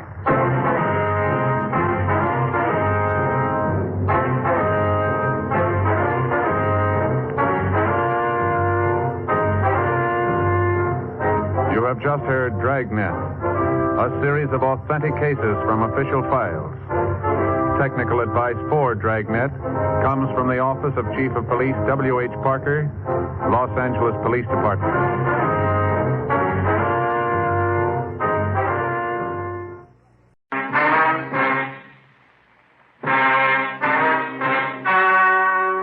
The story you're about to hear is true.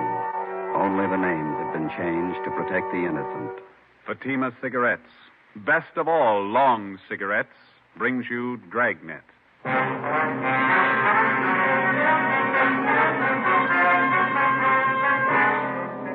You're a detective sergeant.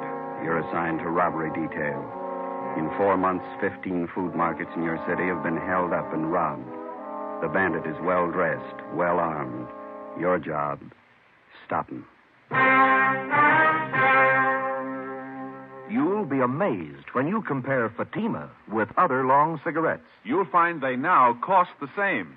But in Fatima, the difference is quality. You see, Fatima is the quality king-size cigarette, because it contains the finest Turkish and domestic tobaccos superbly blended. And Fatima is extra mild, with a much different, much better flavor and aroma than any other long cigarette. Because of its quality, its extra mildness, its better flavor and aroma, Fatima has more than doubled its smokers coast to coast. So try comparing Fatima yourself. Fatimas now cost the same as other long cigarettes, but your first puff will tell you. Ah, that's different. Yes, in Fatima, the difference is quality. Ask your dealer for Fatima, the quality king-size cigarette. Best of all, long cigarettes. Start enjoying Fatima tomorrow.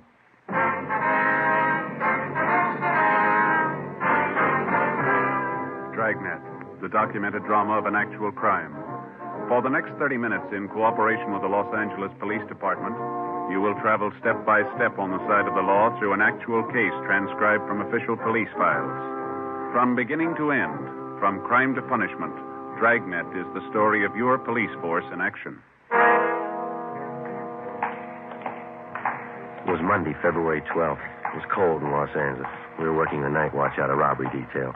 My partner's Ben Romero. The boss is Thad Brown, chief of detectives. My name's Friday. It was 9:48 p.m. when we got to room 25A, interrogation room. Have a chair, Mr. Pollard. Yeah, thanks. Now, what is it that you want to tell us, sir? Well, you have a cigarette, please? Yeah. Here you are.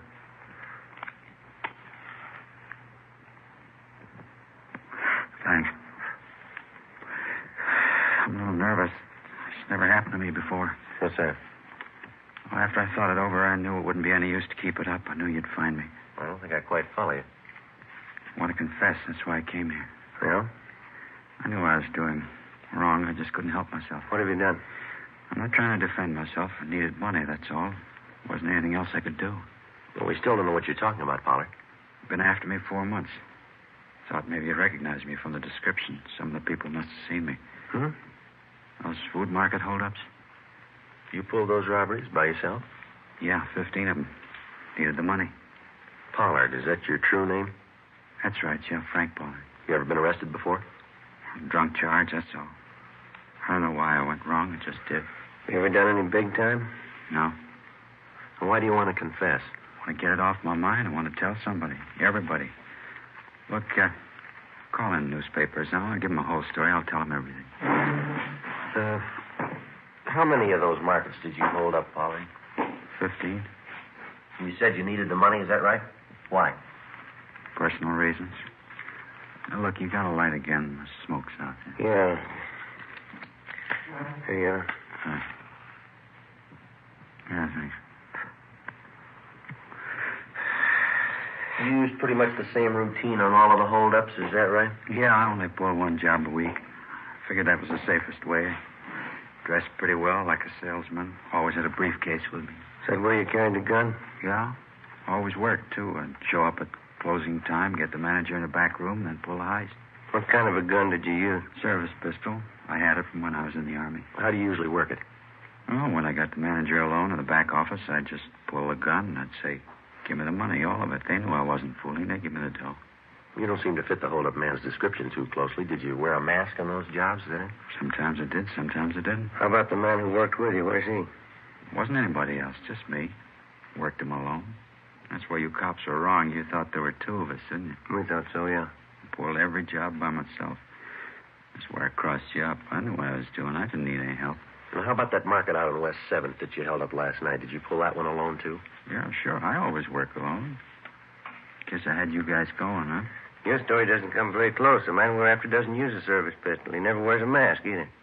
What are you guys getting at? I told you I pull those robberies. I ought to know how it happened. I use a service pistol. Did you use it in that robbery last night, the one out on West 7th? Sure, I always use the same gun. Last night was no different. You're wasting time, mister. What do you mean? I just want to confess.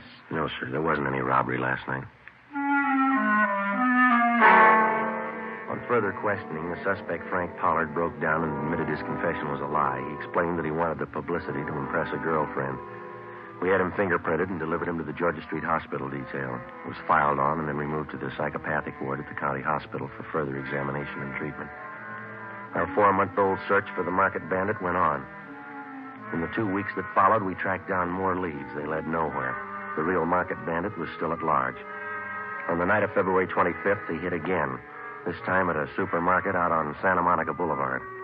We interviewed the manager, a Mr. Harry Talbot, in his small office at the rear of the store. I guess I should have known better. I got the bulletin you sent out on the guy, his description, everything. I just wasn't thinking, I guess. He came in the market just before closing time, is that right? Yeah, a couple of minutes after 8. Looked well-dressed, had a briefcase under his arm. I fell for it like the rest of them. I thought he was a salesman. Well, how about the man's description, sir? About 5'11", 170 pounds, I guess. Gray suit. It's the same description you had printed up in the paper. Mm-hmm. Was anyone else around when the man came in the door? One of my clerks, Everett Smiley. He saw him leave and get in a car right after the robbery. Is this clerk still around? We'd like to talk to him. Well, he went down the street a minute. He'll be right back. Mm-hmm. Yeah, maybe that's him. Yeah? Mr. Talbot, you remember me, Mrs. Bolton? Oh, yes, ma'am. I'd like to ask you a favor, Mr. Talbot, as an old customer. I'm tied up right now, ma'am. Could I see you a little later on? I won't even come in, Mr. Talbot. You see, we're having our annual benefit whist party down at the community church. They were going to have it next Thursday, but I made them put it off another week so we could get some decent prizes. Oh, yes, ma'am. Of course, a lot of our people are good customers of the store here, so I knew you'd be willing to give something to the prize list. Oh, yeah. Shall I put you down for one of the door prizes? Maybe 2 or 3 market baskets full of canned corn, peas, things like that. Yeah, okay, Mrs. Bolton. I'll have Everett fix them up tomorrow. Of course. Well, thank you very much, Mr. Talbot. I'll have my boy Robert pick them up tomorrow. You'll have the baskets fixed up real nice, won't you? Yes, ma'am. I'll take care of it. Well, thank you again. Goodbye. Goodbye, ma'am. Goodbye, gentlemen. Goodbye.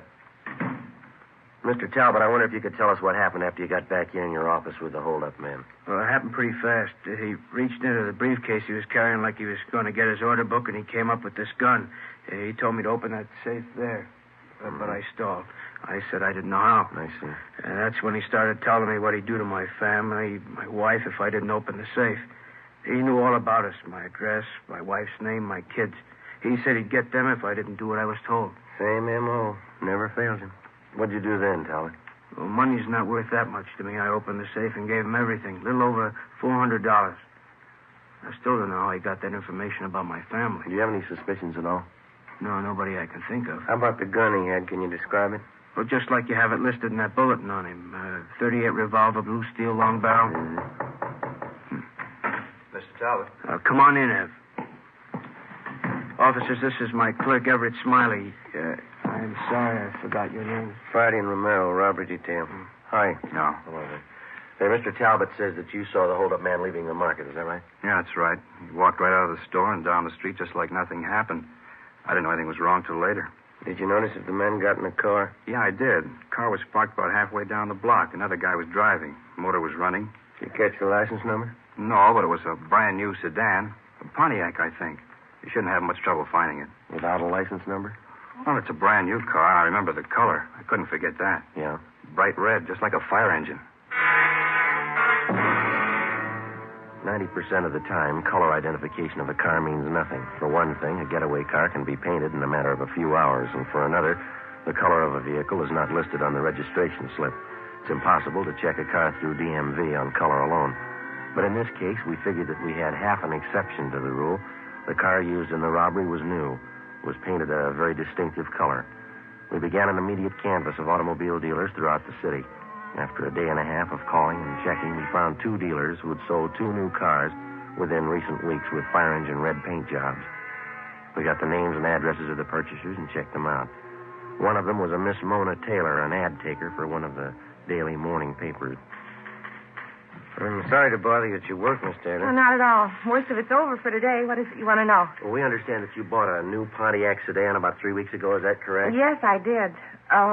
If this is about that parking ticket, why, I've already taken care of it. No, ma'am, that's not it. We'd just like to know if you still own that car. Well, I don't own it yet. I'm still paying on it. Color's a bright red, is that right? Yes, it is. Fire engine red. I like bright colors. Well, does anyone else besides yourself drive the car, Miss Taylor? Well, yes, once in a while. I lend it to my boyfriend, Al. Al Daly. I've known him for a long time. Oh, excuse me. Classified ads, Miss Taylor. Yes, sir. A 2-room apartment? Unfurnished? All right.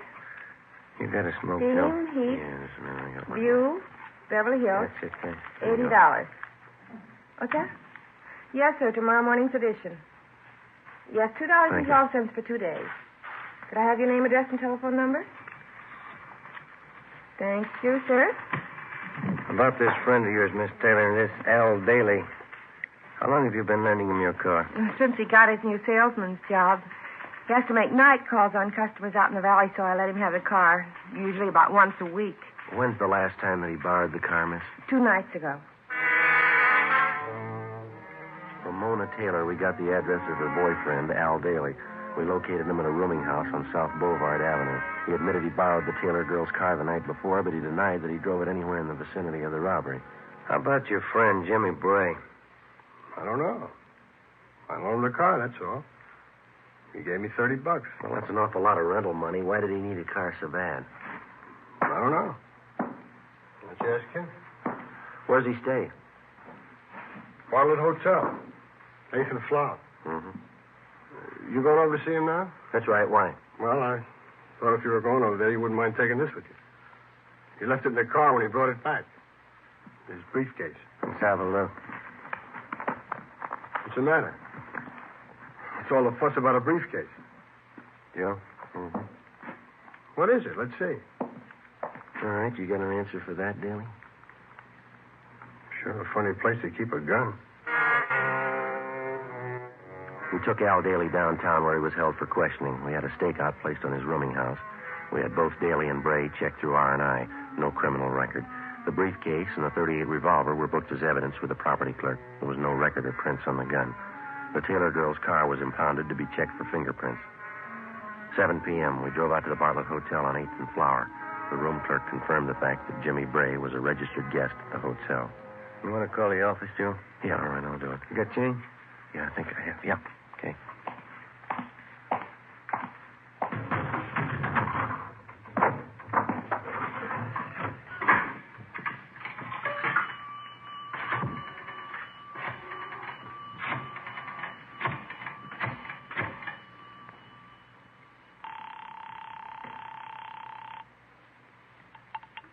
City Hall. 2511. 2511. Robbery, Powers. Joe Friday, John. We're out at Bray's Hotel. We're going to stake it out. He's not in yet. Yeah, that's what I figured. What do you mean? The market out on 12th Street was held up a minute ago. Yeah? Bandit carried a briefcase.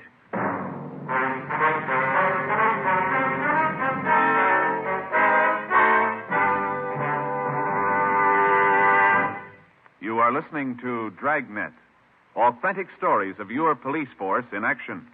You'll be amazed when you compare Fatima with other long cigarettes. Buy a pack. You'll find Fatimas now cost the same. Light a Fatima. Ah, that's different. What a difference. Yes, friends, in Fatima, the difference is quality. Quality of tobaccos, the finest Turkish and domestic varieties, extra mild and superbly blended to give you a much different, much better flavor and aroma than any other long cigarette. Quality of manufacture. Smooth, plump cigarettes rolled in the finest paper money can buy. Quality, even to the appearance of the bright, clean yellow package, carefully wrapped and sealed to bring you Fatima's rich, fresh, extra mild flavor. Try comparing Fatima yourself. Fatimas now cost the same as other long cigarettes, but your first puff will tell you, Ah, that's different. Yes, in Fatima, the difference is quality. Ask your dealer for Fatima, the quality king-size cigarette. Best of all long cigarettes. Start enjoying Fatima tomorrow.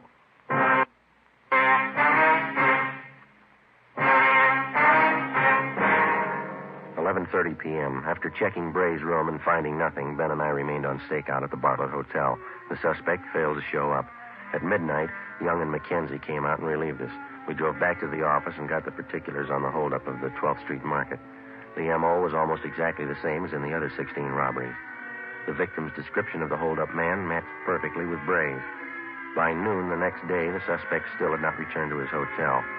An intensive canvass of the immediate neighborhood around the Bartlett Hotel netted us nothing. Nobody remembered Bray. We checked the bars and restaurants that he was known to patronize. No one had any idea where he might be. Details at the airport, railroad stations, and bus terminals were alerted. We got out a supplementary description on our original APB. The sheriff's office was kept advised. 2 days passed. Still no sign. We questioned and re-questioned Al Daly. Either he couldn't or he wouldn't add anything to what he'd already told us about Bray. A series of stakeouts were placed at food markets in areas where Bray had staged robberies previously. A composite picture of the suspect was made up and given wide distribution throughout the city. It all went for nothing. The following Tuesday, March 4th, Bray robbed a neighborhood market in Highland Park of $150. I had to give him the money, Sergeant. He threatened my wife and kids. Said he'd see something happen to them if I didn't open the safe. Did you say he wore gloves, sir? That's right. I thought it didn't jibe at first. A salesman wearing gloves like that. Didn't think about it till it was too late. Did you notice if he was on foot or did he get away in a car? He had a car, all right, parked down the street there. Saw it through the window. Another fellow was at the wheel. Mm-hmm. Did you notice anything else about the car? The license number, maybe? No, I couldn't see that. But it was a coupe. I'm sure of that. Yeah? It was red. Bright red. There was one angle we couldn't figure. If Bray was bent on a steady career of robbery, why did he use an escape car painted the most conspicuous color possible? We checked out Mona Taylor's car again. There was no connection. The search went on. 2 weeks, 3 weeks, another month. Bray kept to his usual schedule, one robbery a week. The legwork went on, too. On March 20th, we got a call from one of Ben's informants. He told us that he'd seen a man answering Bray's description in the Venice Park amusement area down to the beach. Well, we drove down to Venice to check it out. Pretty good crowd for a cold night. Yeah. Where do we find this friend of yours? See where the merry-go-round is up ahead? Yeah? Just beyond that. He runs one of the booths. You throw baseballs at phony milk bottles, 3 chances for a dime, you know. Oh, yeah. He and his wife run it. They've been out here for years. I don't know how they ever make a living at it. Hey, those hot dogs smell good, don't they? Is that your friend's booth across the way there? Yeah, that's it. Fellas, tell the girls how you can throw a baseball. Fill them out. How about it? You'll let the girls have a free throw. Step up and win a prize. Looks like Maud's running the place tonight. Maud, that's his wife. Oh, yeah. How you doing, Sergeant? Cold night, huh? Hi, Maud. This is my partner, Joe Friday. How are you? Glad to know you, Joe. Guess you're looking for Scooter, huh? Yeah, is he around? Just down the way, Sarge. Hey, how about it, Sailor? Try your luck. 1 spin dime. Spill the milk. Pretty good crowd tonight, Maud. Oh, yeah, but they're not spending. Hasn't been good at all lately. Where'd you say your husband was, ma'am? Just down the way. Old man Hudson's out to Charles. Scooter runs a merry-go-round for him while he eats. Yeah, thank you, Maud. We'll drop back and see you before we leave. Right. Glad to meet you, Joe. Yeah, glad to meet you. Goodbye. What do you say, girls? Have the boys show you how good they can throw. Spill the milk. How about it? Scooter, is that what you said? Is that the guy's name? Yeah, that's right. He used to run the scooter drome. You know, the little electric cars you drive around, bumpers all around them? Yeah, yeah. All right, thank you.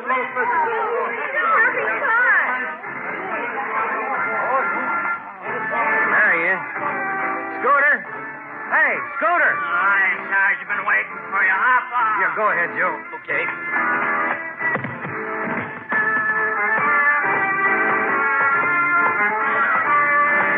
Sarge, good to see you. Scooter, my partner, Joe Friday. How are you? Yeah, glad to know you, Joe. I guess we can talk here as well as any place, huh? Sure. What's the story, Scooter? It's like I told you on the phone. Murphy down at the Penny Arcade, he noticed the guy first. He pointed him out to me. Sure, hits close to Bray's description. Well, when did you first see him? Oh, 2 nights ago, I wasn't so sure it was Bray the first time. Then I saw him last night. That cinched it. I didn't hear that. I say I saw him last night, and that cinched it. Oh. Well, when did this Murphy, was that his name? When did he first see him? About a week ago. He's got an eagle eye for strangers who hang around. Murphy thinks the guy's staying out here someplace. Any idea where? Just a minute. No jumping around like that, son. Now you'll fall off and bang your head. Kids. Where'd you spot this man, Scooter? Same place Murphy did it. He's hanging around the shooting gallery down the way. The guy who runs the place is new. We don't know him well enough to ask him about it. You mean this man who looks like Bray just hangs around the counter there? Well, no, not exactly. You see, His little office to one side of the shooting gallery, and the times I seen the guy, he was either coming in or going out of there. When's the last time you saw him, Stewart? Huh? I say, when's the last time you saw him? Oh, earlier tonight, about 6:30. I think Murphy's right. The guy's holding up in there. Hold on there, Curly. Now, don't try to get off the merry-go-round till it stops. That's the girl. Thank you a lot, Scooter. We'll check back with you before we leave. Yeah, okay, Sarge. I hope it helps you out. I got a message, though. Right. See you later. There's the shooting gallery down there by the bullseye, son. Yeah, if the guy is Bray, it's funny that he hasn't been spotted before. This area is pretty well patrolled here. Yeah. Try your skill, fellas. 10 shots, only quarter. We're police officers. Like to ask you a few questions. Oh, what about? What's your name? Gridley? Max Gridley? You know anybody by the name of James Bray? Bray? Uh-huh. No, I don't. Why? How about this, Miss Gridley? Know anybody who fits that description? No, it doesn't mean anything to me. What's the matter, anyway? Well, a man answering that description has been seen entering and leaving this office right next door over here. It's part of your concession, isn't it? Yeah, that's right. But I'm the only one who uses it. Somebody must have got the wrong slant. Then you wouldn't mind if we looked it over. Routine investigation. Well, I don't know. Yeah, all right. I'll come around and open the door for you. All right, come on.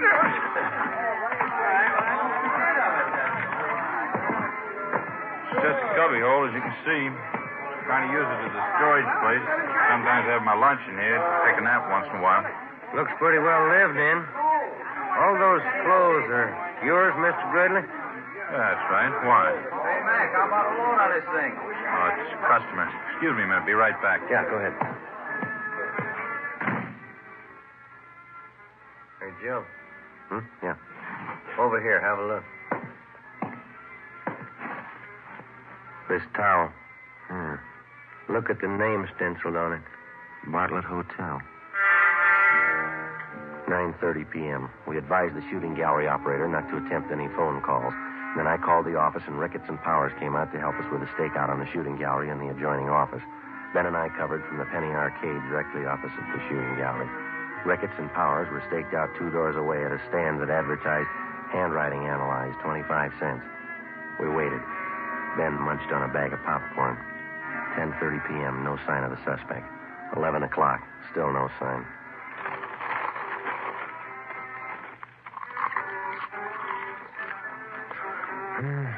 Getting pretty cold. Everybody going home? Yeah. You got any more of that popcorn there? Oh, yeah, here you are. 2 pieces left. Very good. Must have been. Not much in there now. Oh, I'm sorry. I can get another bag. Machine's right over there. No, turn it off. How about some peanuts? No, thanks. Oh, sure, there's some in there, Joe. Want some? No. Sure would like to see Bray show up. Hate to spend the night staked out here. Hey, wait a minute. Look. Huh? The shooting gallery. The guy in the blue suit? He's talking to the manager. He's going around the side door. Yeah, come on. He's going inside. All right, hold it right there, mister. Joe, watch it. Ricketts, Johnny, cover the back. All right, Joe. I'll get the door. All right. Come on, let's hit it. Yeah. Went out the back. Come on. Yep. Hold it. Johnny's got him. Yeah.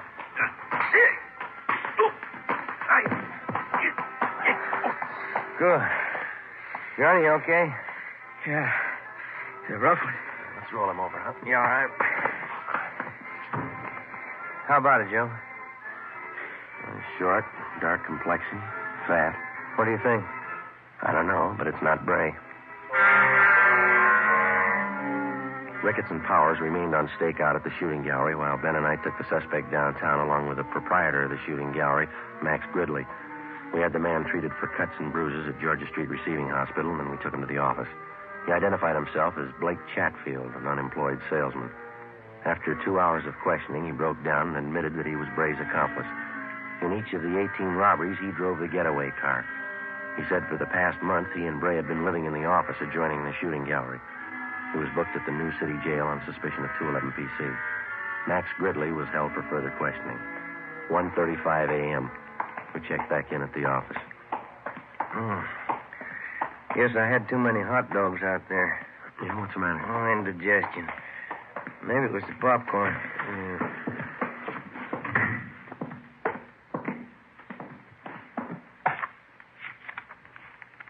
A couple of messages in the book. Your wife wants you to call her before you go home.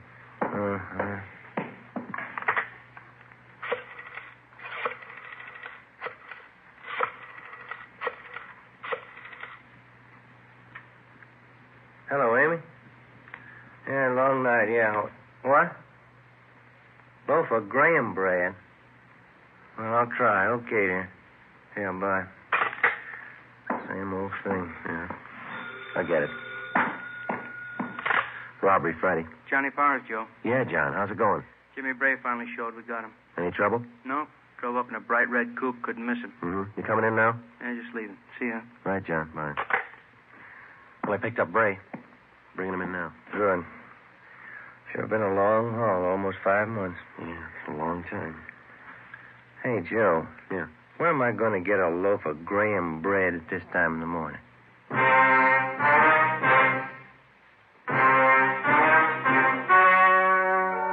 story you have just heard was true.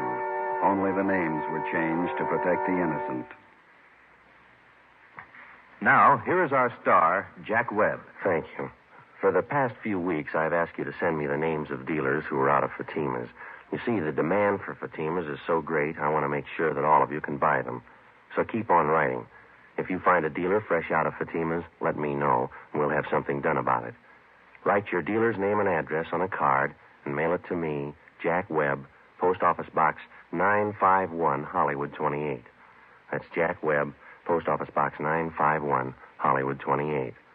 Now, a word for you, Mr. Dealer. The coming holiday season will find new thousands insisting on Fatima quality. So step up your orders for Fatima tomorrow. Get in on the increasing demand for the quality long cigarette.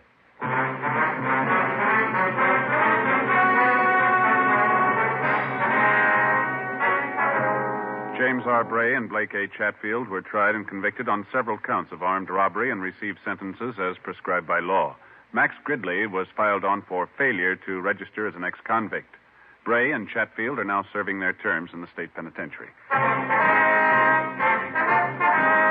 Technical advice for Dragnet comes from the Office of Chief of Police W.H. Parker, Los Angeles Police Department.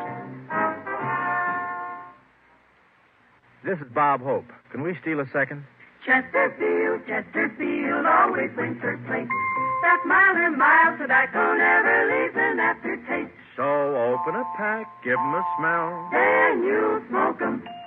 Don't forget to give Crosby for Christmas. I mean the Chesterfield Christmas carton with Bing as Papa Santa Claus. See you Tuesday. Fatima Cigarettes, the best of all long cigarettes, has brought you Dragnet, portions transcribed from Los Angeles. Coming up, We the People, then Screen Directors Playhouse on NBC.